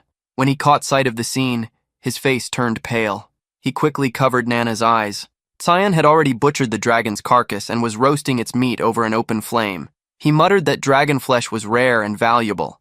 Nana, unfazed by the horror, jumped with excitement, insisting she wanted some too. Far away, word of Cyan's recent movements reached his brother, Eshel. Reports came in that Cyan was now working alongside a mysterious group. Kellen stood before him, explaining that every agent they had sent was wiped out by this unknown force. Eshel asked if that was all, and Kellen confirmed it. The man found it strange. When Cyan had left, he had been anxious and unstable, yet now the reports described him as calm, confident, almost like a different person entirely. Eshel nodded, saying he understood, but added that he had one final question. His eyes locked on Kellen, and in that moment, Kellen realized his master had grown suspicious. He quickly placed a hand over his chest and murmured a short prayer. "May the grace of Lumendal be with me." Eshel smiled faintly, thanking him for his answer. He told Kellen not to worry, though his tone carried a warning. Be careful. Kellen left the chamber, knowing full well there was no turning back. Eshel's suspicion was growing. The least he could do now was make sure he didn't become a liability to Cyan. As he exited, he nearly collided with a maid in the corridor. Recognition flashed in his eyes. It was the girl who used to care for Cyan. Before he could speak, Eshel's voice called from behind, saying he had invited her. Kellen asked if her name was Emily, and she nodded nervously. Eshel smiled and said he only needed a small favor from her. The poor girl had no idea how dangerous that favor might be. Meanwhile, deep within the dragon's territory, the mood had shifted. Voices filled the chamber, questioning if it was true that Lucian and Catalina had vanished. Another confirmed that their energy signatures were gone, two powerful presences erased completely, leaving a gaping void in their ranks. The disappearance was impossible to ignore. The energy of two 8-star dragons didn't just fade away. Their soul stones were now empty, suggesting both had been slain. Scouts who flew over the area found nothing but scorched ground and faint traces of combat. One of the dragons asked how such a thing was possible, how someone could kill both of them and leave no trace of magic behind. The green crystal at the center of the chamber pulsed and spoke, explaining that this could only happen if the killer possessed the dark attribute. But that presented another problem.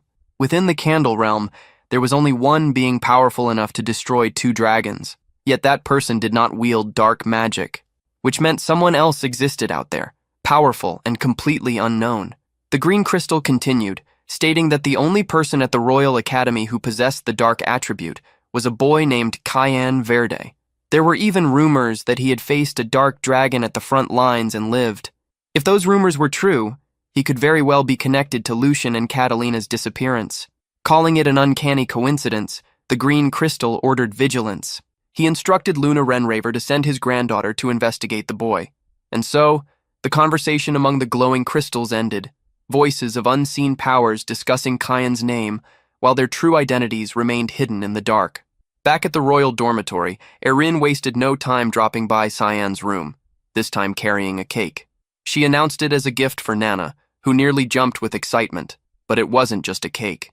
She had brought an entire cart packed with presents, enough to fill the table and then some. Cyan sat quietly as the two enjoyed themselves.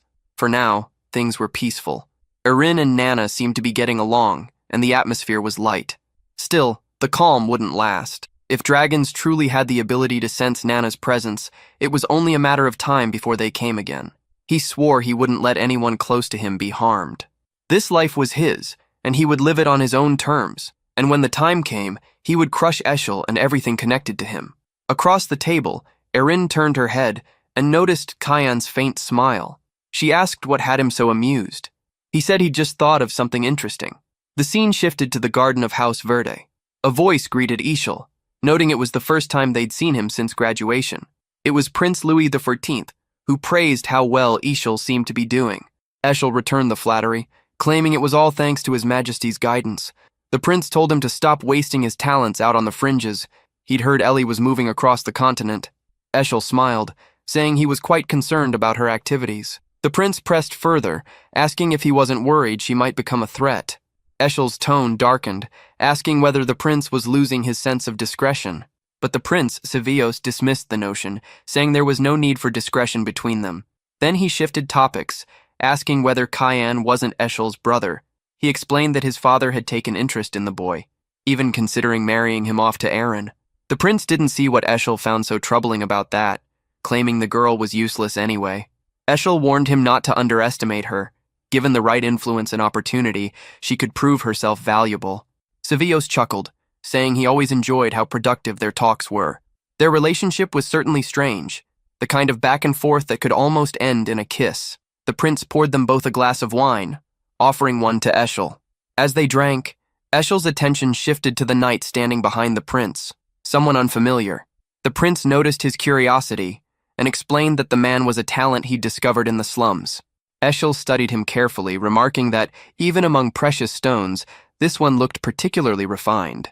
The man stepped forward and introduced himself as Boris Lehelman, offering his service to the prince. Time jumped forward, 2 years gone in a blur. During that period, Eschel had kept a low profile, quietly maintaining his influence. Just when he'd settled into the rhythm of the academy, Ellis returned. Elsewhere in the royal castle, a knock sounded on a heavy door. Ellis entered the chancellor's chambers, greeted by Candle, who commented that it had been a long time since their last meeting. He asked how her travels had gone. Ellis replied that they had been enlightening. She had visited the city of Perwina. Candle noted that Perwina was no easy place to adapt to, especially for a human. Ellis agreed, saying it had taken her an entire year to grow accustomed to it. But she went there to understand the balance and harmony people often spoke of. Candle smiled faintly, reminding her of what he'd told her long ago, that wherever she went, prosperity would follow. That was why Elise had always been cautious about where she truly belonged. Candle didn't completely grasp what she meant, though he seemed to understand enough to note that she had likely reached a conclusion. She nodded, saying she intended to join the Order of Light. The Chancellor remarked that she seemed determined to preserve the family's name. Elise answered that someone had to carry that burden. Her voice softened as she mentioned her younger siblings, especially Cayenne, describing him as an extremely shy boy. The old man burst into laughter, leaving her puzzled. He found the thought of Cayenne being shy rather amusing. And then, as if summoned by their words, Cayenne appeared, commenting that it was quite insensitive of their beloved chancellor to laugh at him. Both turned around to see him standing there. He hadn't changed much, just taller, leaner, but still with that same deadpan look, like someone trying not to laugh at the wrong time. He said he had missed his sister. As they walked outside, Elise remarked that he had changed a lot since the last time they met. He was already her height and would probably outgrow her soon. He teased that maybe she had gotten shorter, earning an immediate scolding. It was July 2nd, 1988, a date Cayenne would never forget. It would be the last time he saw Elise alive. Something about that day felt heavy, like the calm before a storm. Elise mentioned that the semester had ended and asked if he planned to visit home. Cayenne said there wasn't much point. With her gone, no one would welcome him. She seemed confused, asking if that was the reason he hadn't returned in 2 years. He knew the truth.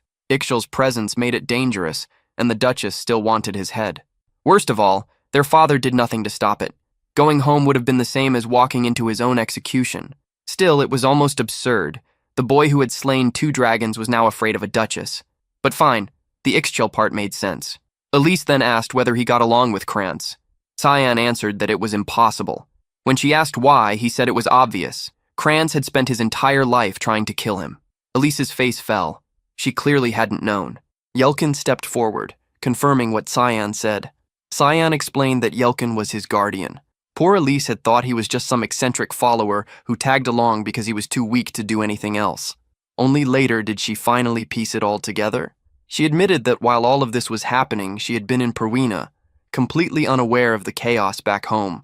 Cayenne told her not to blame herself. The real culprits were the Duchess and Krantz. They were the ones behind everything.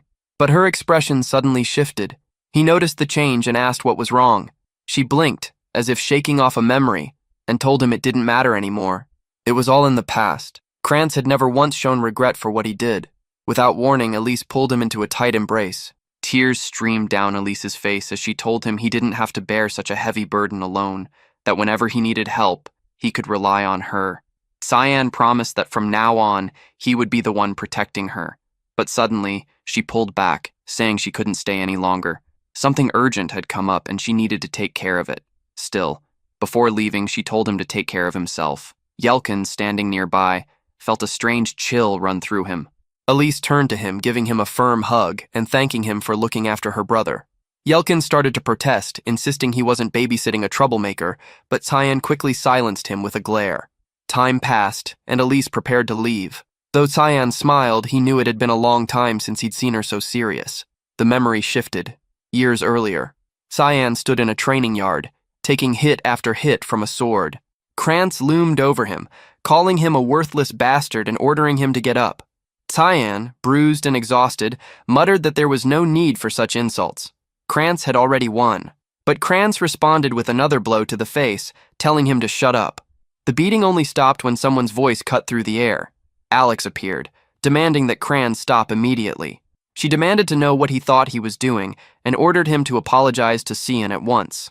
From her tone alone, Cyan knew this would create chaos at home. Still, maybe that chaos would finally expose the truth about the people surrounding her. Maybe it could change her fate. Later, someone handed Cyan a small stack of letters. Yelkin mentioned that one was from the academy, another from the cleaning staff. Cyan picked up the black envelope and said the last one must have come from the Imperial Court. Yelkin peeked at the seal and confirmed it. Both he and Karam looked curious about what the court wanted. Cyan opened it, saying it was simply an invitation to a banquet. The black letter, however, told a different story, an assassination order. The target was Drainian Nephilis, scheduled to die during the banquet. The name stunned everyone. Drainion was the Emperor's younger brother. His death would send shockwaves through the entire kingdom. Karam asked if Cyan planned to attend. He said yes, there were things he needed to take care of, but he couldn't help wondering why Dan Woolman had given him this mission. In his previous life, this job had gone to someone else. Karam noticed that the banquet invitation was signed by Aaron himself. She smirked, joking that Cyan had finally received a love letter. Cyan immediately activated sword manipulation, and the blade's tip sliced through the air, stopping just short of her head. She stumbled back, landing face first on the ground. Before she could retaliate, a small voice called out from behind them. "Dad, I'm hungry." Yelkin froze, and Cyan's face changed instantly. Neither said anything, but it was obvious what had happened. Nana had grown, and fast. Meanwhile, outside the castle walls, a carriage pulled up to the gates of House Verde. Servants rushed to open the doors. Miss Elise stepped out, and the butlers greeted her, murmuring about her sudden return. But Elise brushed past them, asking where the Duchess was. The Duchess sat quietly, reading, when a violent knock shattered the calm. The door burst open, and Elise stormed in. The Duchess greeted her with a smile, remarking how long it had been and asking how she'd been doing. But before she could finish, Elise's hand cracked across her face. The sound stunned everyone in the room. A butler shouted in confusion, demanding to know why the guards weren't doing their jobs. From the floor, the Duchess glared up, asking if Elise had lost her mind.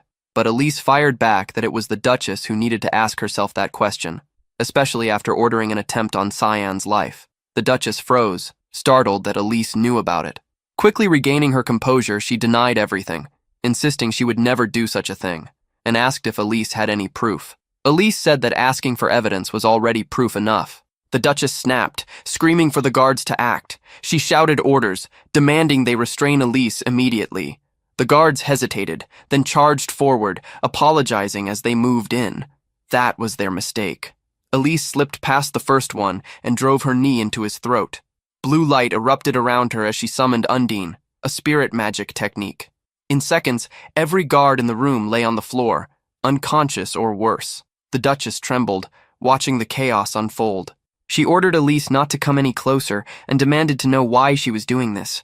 Elise's answer was sharp. Cyan's guardian had already confessed. He'd admitted receiving orders to kill the boy 2 years ago. The Duchess scoffed, calling it foolish to trust the words of a servant. But Elise cut her off, saying her time was over and that their father would hear about everything. Then she turned and walked out, leaving the Duchess shaking with rage. Alone, the Duchess muttered to herself that the girls still didn't understand anything.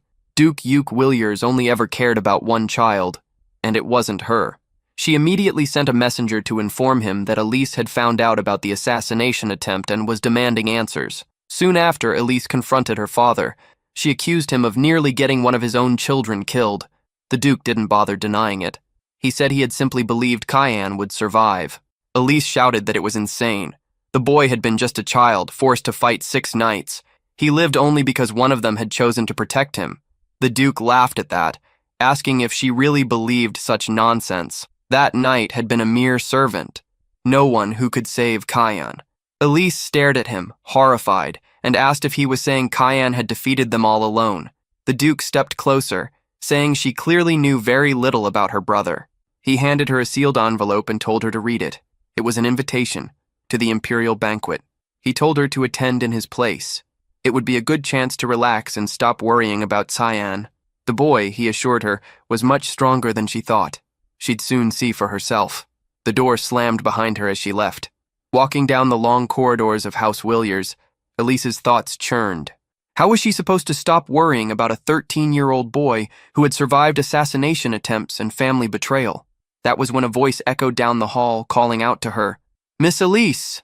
Elise's face lit up the moment she saw Cecilia waiting for her. The knight rushed forward and pulled her into a tight embrace, scolding her for disappearing so long without even sending a letter. Cecilia Lean, a knight of the elite squad under the Order of Light, had been by Elise's side since the beginning, mentor, friend, and unwavering supporter. Elise asked what Cecilia thought about a change of scenery. It was time, she said, for them to head to the Imperial City. The scene shifted to a carriage rumbling down a forest road. Inside, Nana had her face pressed against the window, excitedly pointing out a small deer outside. The boys kept reminding her that she needed to practice hiding her tail. She focused for a moment, and it vanished completely. Cyan thought to himself that life was at least a little easier when she could hide her features. He asked if she remembered what he had told her. She nodded, repeating that for now, she was just his maid. Even so, he couldn't shake the feeling she was going to cause trouble sooner or later. Suddenly, a noise came from outside. Cyan asked Yelkin what was happening, and Yelkin reported that a group of mountain bandits had appeared. Poor fools. They really should have stayed home. Cyan ordered him to handle it quickly. Nana looked up in confusion, asking what was going on, but Cyan waved it off, saying it was nothing. Before the bandits could even finish shouting, Yelkin had already taken down the first one with a single strike. The rest of the group panicked, calling for their leader and charging forward. Yelkin remained perfectly calm, drawing his blade in a flurry of precise, consecutive slashes. Within seconds, every bandit hit the ground. He slid his sword back into its sheath, not a single drop of blood on it. Cyan told him to return to the carriage, and Yelkin confirmed that they were moving out. Elsewhere, in a dimly lit office, someone slammed a document onto a desk. The list of guests for the upcoming imperial banquet. Sarika glanced over it and thanked her aide. When asked if the plan should be delayed, she shook her head. It couldn't wait. The target had to die. Her aide hesitated, asking why there was such urgency to kill Draenion Nephilis. Sarika's voice turned cold. The man was a predator, using his power to prey on married women. The sooner he was gone, the better. And as if fate enjoyed irony, he also happened to be her fiancé. As she reviewed the guest list again, Sarika noticed one name that stood out. A student so frail that they rarely attended class, yet known as an extraordinary genius. Someone who had mastered 20% of all magic attributes. Lunov Renraver, granddaughter of the headmaster of Gurin's Academy of Magic. Sarika frowned. Lunov had been hidden from the world for years, guarded like a priceless jewel. So why was she suddenly appearing at this banquet? Her aide explained that Master Regans himself had ordered her attendance. That only made Sarika more uneasy. Whatever his intentions were, she didn't like where this was heading. Sarika was certain of one thing. Something was going to happen at the banquet. Naturally, that was expected. After all, she was planning to have her fiancé killed. Well, not by her own hand. She was sending Cayenne to do it. The scene shifted to the bustling imperial city as Cayenne's group arrived. Amid the crowd, Nana accidentally bumped into a man. The stranger barked at her, demanding to know what she thought she was doing, until she apologized with a confused look and asked what was wrong. If the man knew how young she really was, he wouldn't have been smiling that way. Instead, he turned red and bolted down the street. Nana, as innocent as ever, commented on how kind everyone in the city seemed to be, while Cayenne muttered under his breath for her to stay away from creeps like that. Her problem, he thought, was that she didn't suspect anyone, no matter how suspicious they looked. Then Yelkin noticed something off and told Cyan to look at her eyes. Cyan turned and immediately saw the problem. Her pupils had gone completely black. Nana blinked and muttered that she was hungry. When that happened, her body began to release a strange aura, one that could easily be tracked by anyone sensitive to mana. Cyan ordered Yelkin to take her to a restaurant right away. Without hesitation, Yelkin grabbed her and rushed off. A little while later, the two of them were surrounded by empty plates. Nana looked perfectly content. Cyan sighed, thinking at least he'd brought enough money, but something still felt off. There was an unfamiliar mana in the air. Then a voice cut through the noise. Someone approached their table, saying it was a pleasure to finally meet him, and asked if he was Cyan Vert.